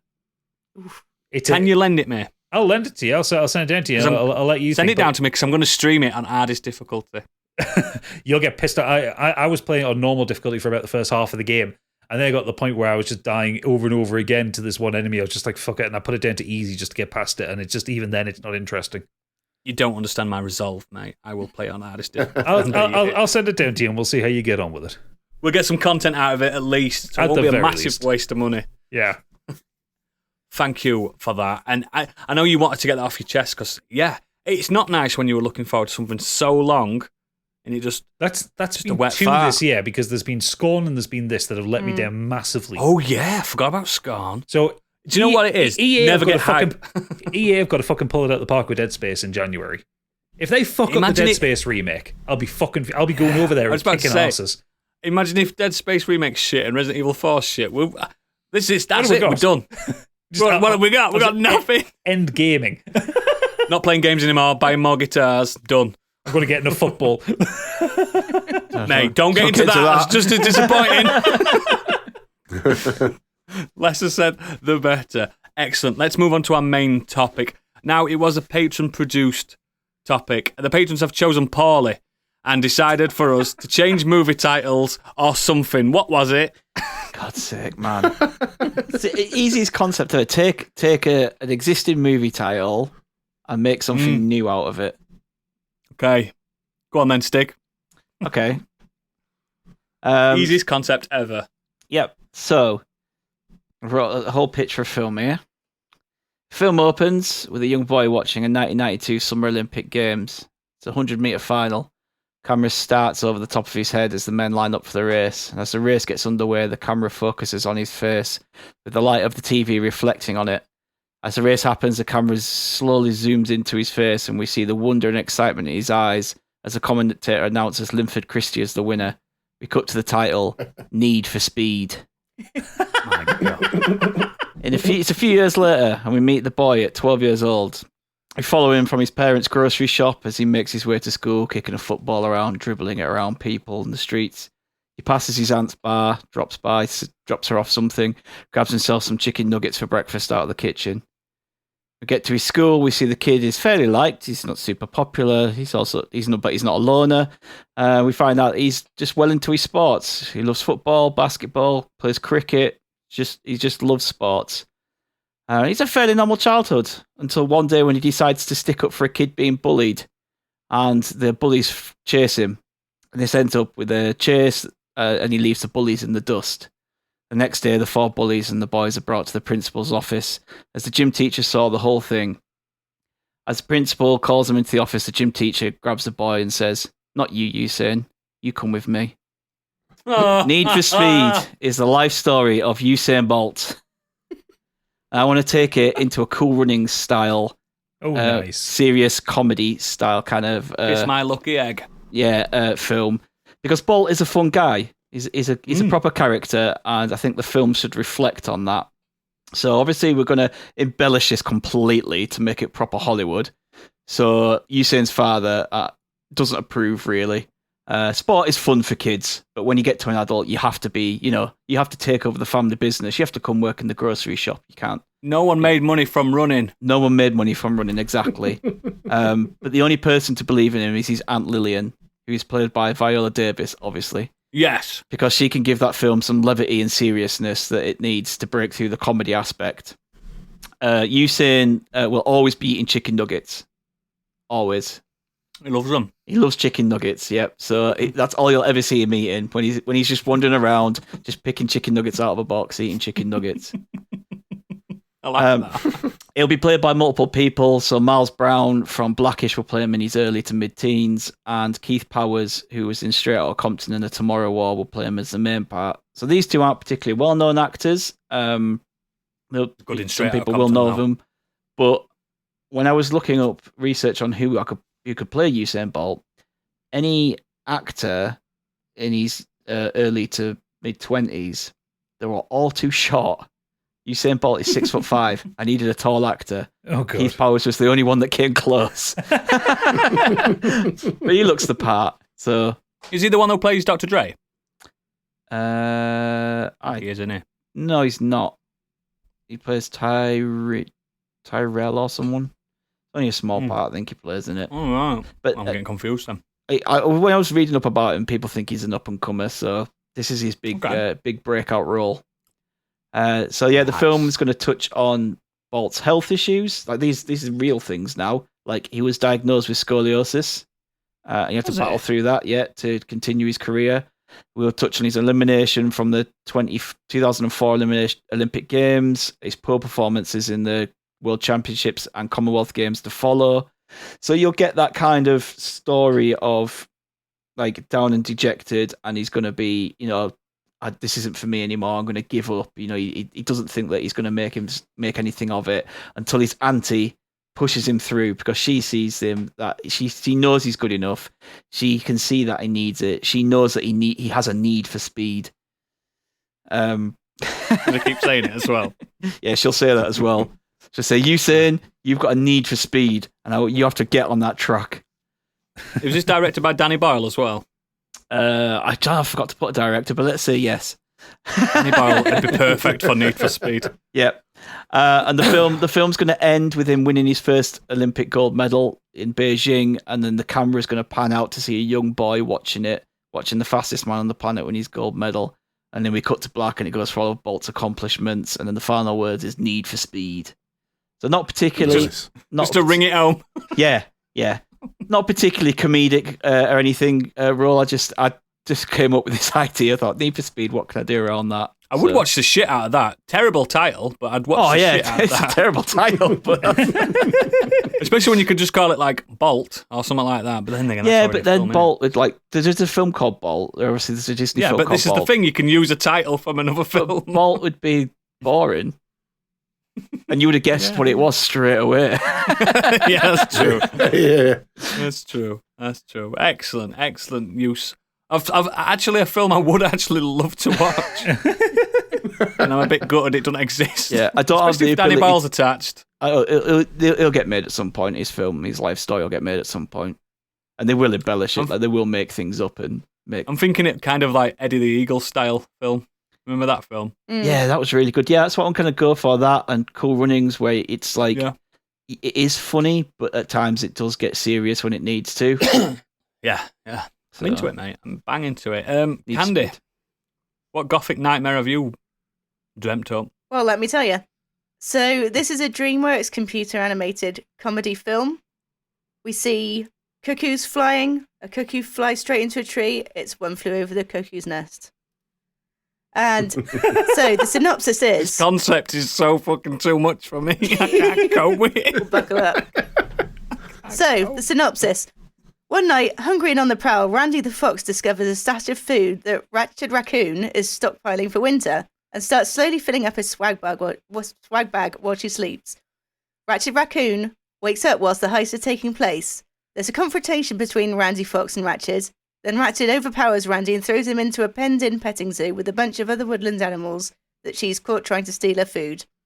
Randy Fox doesn't accept his fate, and he and the other woodland animals who have been in the petting zoo for so long they can't remember what it's like to be free formulate a plan to escape. The edge of the zoo is marked by a series of cuckoo nests. I don't know. I started getting lost here. So this concept, man, is just fucking too much. Have you just rewritten Madagascar? No, she's rewritten One Flew Over the Cuckoo's Nest with fucking Nurse Ratchet as a fucking raccoon. That's what she's done. So anyway, right, so their first plan's to burrow under the fence, so they trick a trio of ferrets to dig under the fence for them, promising that there are plenty of eggs in Ratchet Raccoon's stash. This plan fails as there's concrete flooring preventing it. The animals return to their shelters disappointed. Randy Fox gets the attention of one of the cuckoos. He asks them to pass a message on to his friends, the local vixens. I can't deal with this, man. Who come to the shelter to try and help. As the vixens are trying to bite through the fence, Ratchet Raccoon catches them. Angered by this, she comes up with a plan. She invites Bibbit the Ribbit, a frog, with the woodland animals. Almighty! We get some plushy dolls made up of these characters. It's a fucking show. She invites him to come to her house with the promise of making a deal with the woodland animals. She offers him some flies and a nice bath. Bibbit the Ribbit gets in the bath, but doesn't notice the water getting hotter and hotter until he boils to death. Went a bit dark there. But I kind of wanted to, a frog boiling and Bibbit dies in one who flew over the cuckoo's nest. Anyway, this hits Randy Fox hard and he feels responsible for Bibbit the Ribbit's death. The next attempt has to work. A few days later, a child and his family visit the petting zoo. He has a remote-controlled car. Distracted by trying to burn an ant with a magnifying glass, when the boy's parents call him that it's time to go, he forgets the remote-controlled car. Randy Fox seizes this opportunity. Him and Charlie Chicken strap themselves to the car, while Chief, the mute bear, builds a ramp. And Martini the hedgehog learns how to use the controls. The car revs up, goes up the ramp, and takes off with Randy Fox and Charlie Chicken. The animation switches to slow motion as the car flies over the cuckoo's nest, with which Charlie flapping his wings to keep them aloft and outside to freedom. Ratchet Raccoon confronts them menacingly, but before she gets the chance to attack Randy Fox and Charlie Chicken, all the cuckoos from their nest fly out and peck until she's banished from the Woodland Kingdom. Starring Jack Nicholson as Randy Fox, Louise Fletcher as Ratchet Raccoon, Danny DeVito as Martini the Hedgehog, Will Sampson as Chief the Mute Bear, and Brad Dourif as Bibbit the Ribbit. Would you need anybody as the mute bear? Well, yeah, he grunts every now and again. He makes bear noises and has a broom. You picked Diesel for that. You made that up from that name, didn't you? Yeah. You made the film. You went with the name. Went right. What can I do? Of course I did. Ingenious. That's the idea. Ingenious. Is it the idea? Yes. Is it the idea? Yes. This fucking idea of yours, Biggie. Come on, show us what you've got. Dear. These are quick fire, so hopefully you'll like these. Oh, I've got quick fire First as well. up, it's a follow-up to American Werewolf in London, and it follows David Kessler, the American tourist from the first film, who's thought to have been shot and killed in London, but actually his body is flown back to his family in the US. He suddenly comes back to life whilst in flight, because yes, it's a full moon, and creates havoc on the plane and manages to escape before it crashes at JFK. He runs amok in New York, particularly down the financial district, at night whilst desperately risking I know what it's called. answers I know what it's to his called. fate in the daytime. That's right, it's the Wolf of Wall Street. God, I hate this topic so much. Love it. Why am I laughing? Next up, You're a terrible both assassins person, for Biggie. hire.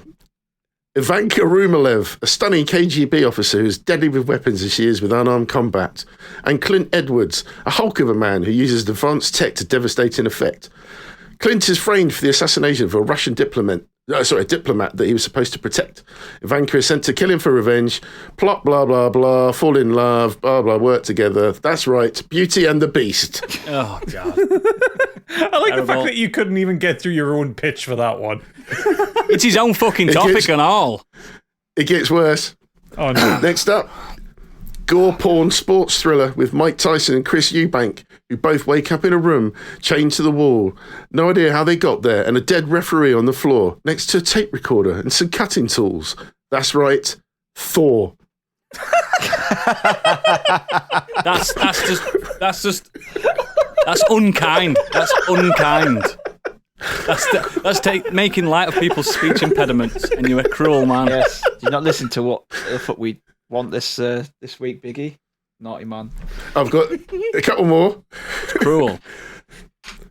The story of Rolling Stones guitarist Keith Richards. That's right, he got heavy into heroin in the early 70s. He claimed to have been poisoned with, I think it's starachine-laced heroin, is that right? I don't know. He was totally comatose and was found to be totally awake. He could listen to everyone as they were there. It was like he was dead. He's dead, but he couldn't do anything about it. He's lying there thinking, I'm not dead. He's also famous for inhaling his father's ashes up his nose. He snorted his father. He was cremated and they couldn't resist grinding him up with a little bit of blow. And yes, that's Hellraiser. Oh my God. Sorry. Next, I'm glad you're apologising. Next up, hilarious slapstick comedy where a family man finally has a busy household to himself, decides to cheekily knock one out when everything could go wrong. You have people delivering, family members turn up. Will he ever have that happy ending? That's right, Home Alone. Unbelievable. I knew exactly where that was coming. I knew exactly where that was going. You're ridiculous. And finally, Snow White has been brutally murdered. There are numerous suspects, but the dwarves need to work together to draw out the killer. That's right, Furious 7. I knew that's what you were doing. I fucking knew it. Fucking hell. That's it from me. Have you finished? Yes. I'll do mine and then Gadget can do his. I've done very similar to Biggie, where I just couldn't be asked. Even though it was your topic. That you put into this podcast, Doodles. I'll always commit. So the first film is starring Christoph Waltz as a Nazi propagandist looking for the perfect soldier, Legally Blonde. That's the first one. I reckon that'll be good. Next film, Nightmare Before Christmas, starring Simon Pegg. He's trying to get home from work on Christmas Eve, but the bus is cancelled. That's it. That's the film. Next one. Somalian pirates accidentally stumble upon a time vortex and find themselves back 800 BC, and the world is flooded. But there's a big wooden boat in the distance filled with every animal on the planet. It's called Raiders of the Lost Ark. I thought you were going to go with Ice Pirates then. No one goes with Ice Pirates. Well, another sequel to Simon Pegg's last film. It's Pegg's birthday, and the nearby river floods, and he doesn't have content cover in his house. It's called Nightmare on Elm Street. It's his nightmare. Womp womp. No Country for Old Men. It's basically Logan's Run. You know what I mean? Mr. Charles, Oscar Schindler. Fucking Mr. Charles Oscar Schindler goes to Asda, but he's quite lackadaisical, so his wife writes him a shopping list called Schindler's List. That's like a Tommy Cooper joke. Yeah, I don't know. It's got Benicio del Toro in it or someone like that. I don't know. Speaking of Keith Richards, he won't die. Die hard. There you go. That's my picks. I did not like this topic whatsoever. It's such a strange topic. You chose poorly, patrons. Easy patrons. topic to do. Literally, me and Candy literally did it. Gadget's about to do it. Yeah. And Gadget is absolutely about to do it. Let's see what results we're getting. Right, okay, so I'm doing this along the lines of what Stig did, which was completely make a brand new film just from the title. And the title I chose was The Dark Knight. Okay. So the director I'm having attached to this one is Duncan Jones. Because I feel like he deserves another shot after Warcraft. For the high fantasy, because that's where we're going high fantasy this one. I like Warcraft. I've never seen it, but I like Moon. The composer that I'm going to put on this one, just because I can't get his music out of my head, Bear McCreary. He's good, isn't he? He's very good. He's very good. Very pretty boy as well. Very handsome. He's handsome. Yeah, I like his hair. So this is going to star as the titular Dark Knight, Bjorn Halferson, the Mountain. Yeah, I know. Yeah, as Trip, Anya Taylor-Joy, as Dorma, Richard Madden, as Vastrax, Dave Bautista, as Princess Fionn, Ana de Armas, and as Queen Iris, Sigourney Weaver. He's giving them names. I've got a fucking story and a plot here, man. Okay. So, in the northern lands of Ignis, there's been peace for centuries. Wars between humans and elves were a thing of memory, and the age of heroes and villains was long over.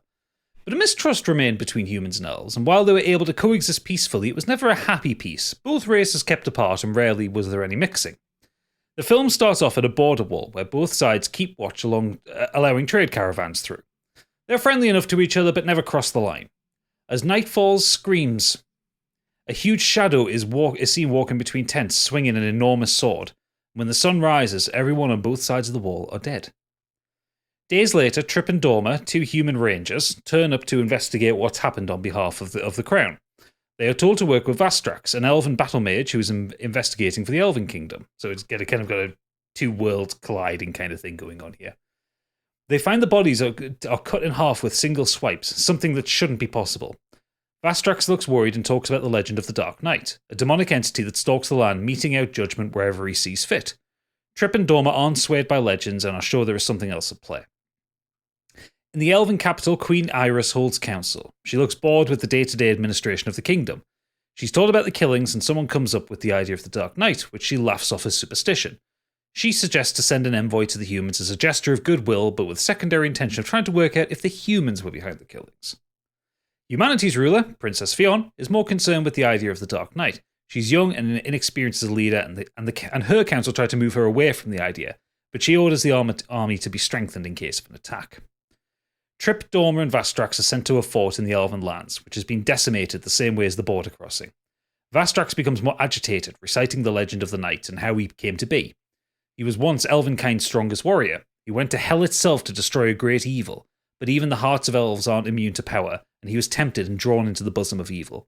But he was lied to, and he became a thrall for the creature, and he was made to be something that would stalk the lands and terrorize the innocent.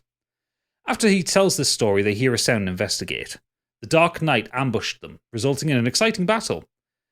Dorma is wounded, but Vastrax scares away the knight by casting fire, not on him, but in between his armour. I think people don't forget in D&D, cast it underneath the armour. They race to the nearest town to save Dorma's life. I tried that once. Yeah. Word gets back to both rulers that it is in fact the Dark Knight who is doing these killings, causing them both to accuse the other side of summoning him. They both prepare for war. With Dorma healed, they visit Elven archives to find out how to track down the knight. They discover a spell that can be cast once per decade that would summon him. They find an isolated area and try to cast the ritual. Nothing happens. They determine that he's been summoned deliberately. Diplomacy is breaking down. In a summit between Fionn and Iris, the meeting goes badly, with accusations being thrown around. Fionn goes to storm out, but as she tries to leave, the Dark Knight blocks her way. The party rush towards the summit to warn their leaders that the Dark Knight has been summoned on purpose. They find bodies littering the shrine and that the meeting has taken place in. They burst into the main chamber to find the knight standing over the queen and the princess. We get the twist that the queen is the one who summoned the knight. She knew it would lead to humans declaring war. She's been secretly bolstering the strength of the elven army. She was never happy about her father declaring peace with humans, and she believes they should be destroyed. The war would destroy humanity and elvenkind would be dominant on the continent. Vastrax is devastated, having learned to like his human companions over their adventure. Iris orders the knight to kill them all. He moves on the princess, and another epic fight starts. Iris escapes during this fight. The knight is defeated, but Vastrax is mortally wounded. He tells Trip and Dorma to stop Iris before a terrible genocide occurs. He gives Trip a gem and tells her to smash it at the right time. They chase her down, but she is a competent spellcaster and a climactic fight occurs. The fight leads to the top of a tower. She pins them down, relishing in their potential defeat. But Trip smashes the gem in front of her, causing a blast of green energy which throws Iris from the tower, impaling her on the defensive structures far below. In the epilogue, Vastrax is honoured as a hero of elvenkind and Iris's plans are being revealed. Fionn declares that she wishes to start a new dialogue with the elves to remove the animosity and the distrust, and Trip and Dorma head off on another adventure. What happens in Dark Knight Rises? Yeah, Dark Knight Rises would be the next one. Oh man, you can always tell it. You can tell who the author is. Right. Storyteller. Clearly, it's an absolutely stunning pitch, but didn't need it in this topic. Wasted. It's like listening to an audio, but I almost dropped off. It was bedtime. Yeah, it's beautiful. It's absolutely stunning. I want to watch it, but yeah, again, this topic, man. But thanks, patrons, for choosing it. it's fine. That was a good one. I enjoyed that. I like pitching a film, but To get your juices flowing. That's what it's. That one was actually a really interesting one to do because the constraint of having the title and you have to kind of live up to that title. So like I took that concept literally and had a Dark Knight. But it's like it sat for ages because I was sitting there thinking, what do I want to do with it? I really enjoyed it. I don't care what you say. Christoph Waltz's Legally Blonde is going to be a good film. Telling you. Sequel to Inglourious Basterds. I mean, I'd watch it. Thor's just cruel. That's just a cruel film. It's not fair. Nasty. So let's see what these rotters have given us in regards to feedback. So in a while. Yeah, we've only had a couple of pieces. Xenos has said, A Quiet Place, a rom-com starring a librarian who meets a non-verbal autistic man and has to learn sign language. Yeah, I like that. That sounds quite nice, that one, actually. And Best Boy Angry Kurt has said, my idea is not just for one film, but a long-running franchise. Yes, it's my beloved Rocky. What else do you associate that name? Well, for me, I think of the Rocky Mountains. So my new franchise is a new entry in the whole mountain climbing disaster genre.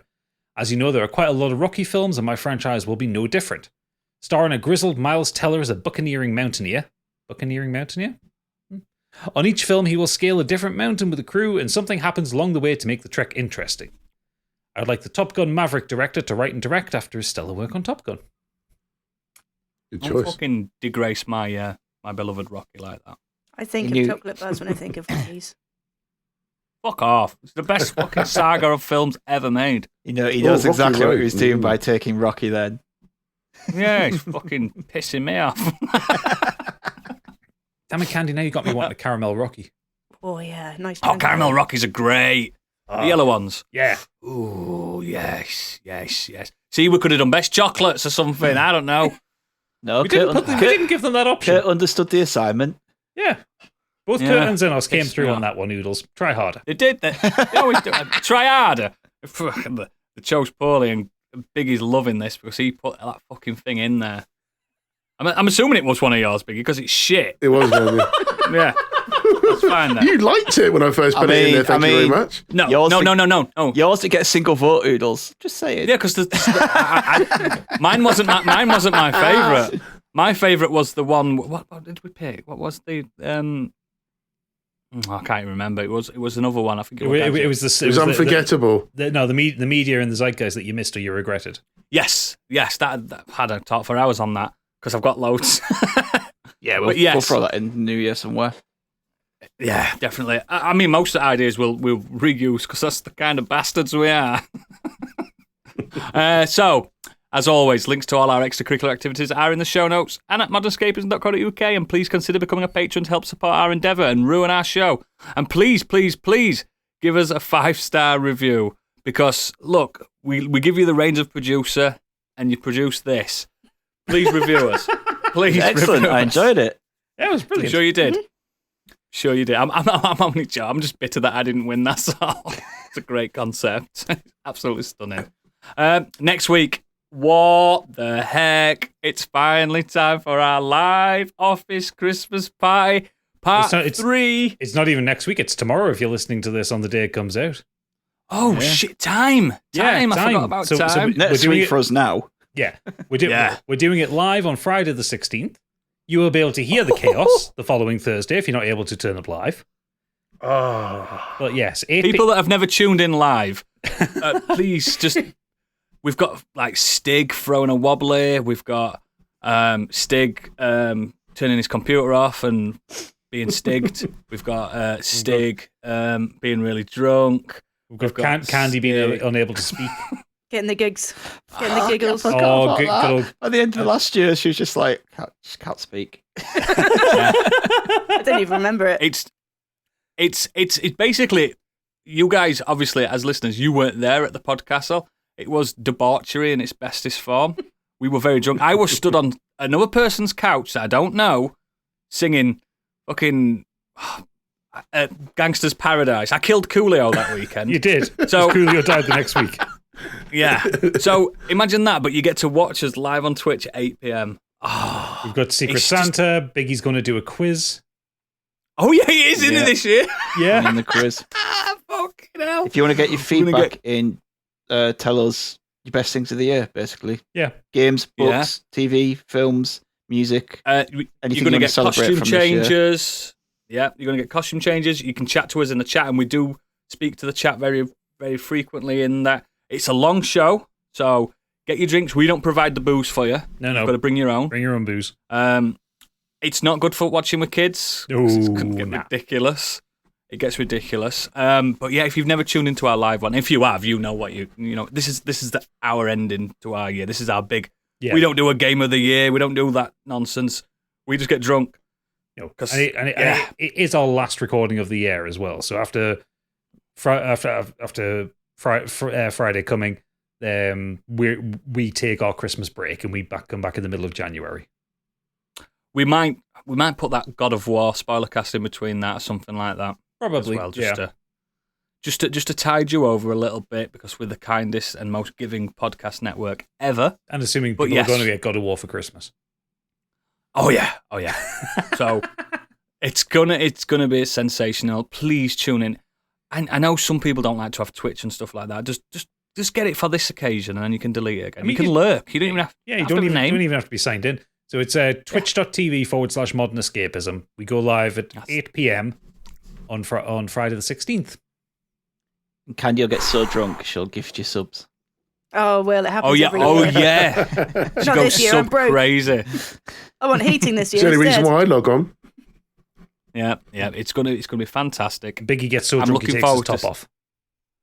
Oh, yeah. Sometimes the bottom. Yeah. Sometimes the middle, which really weirds me out. And if you're lucky, we might have a special guest tuning in as well. Who could it be? So, yeah.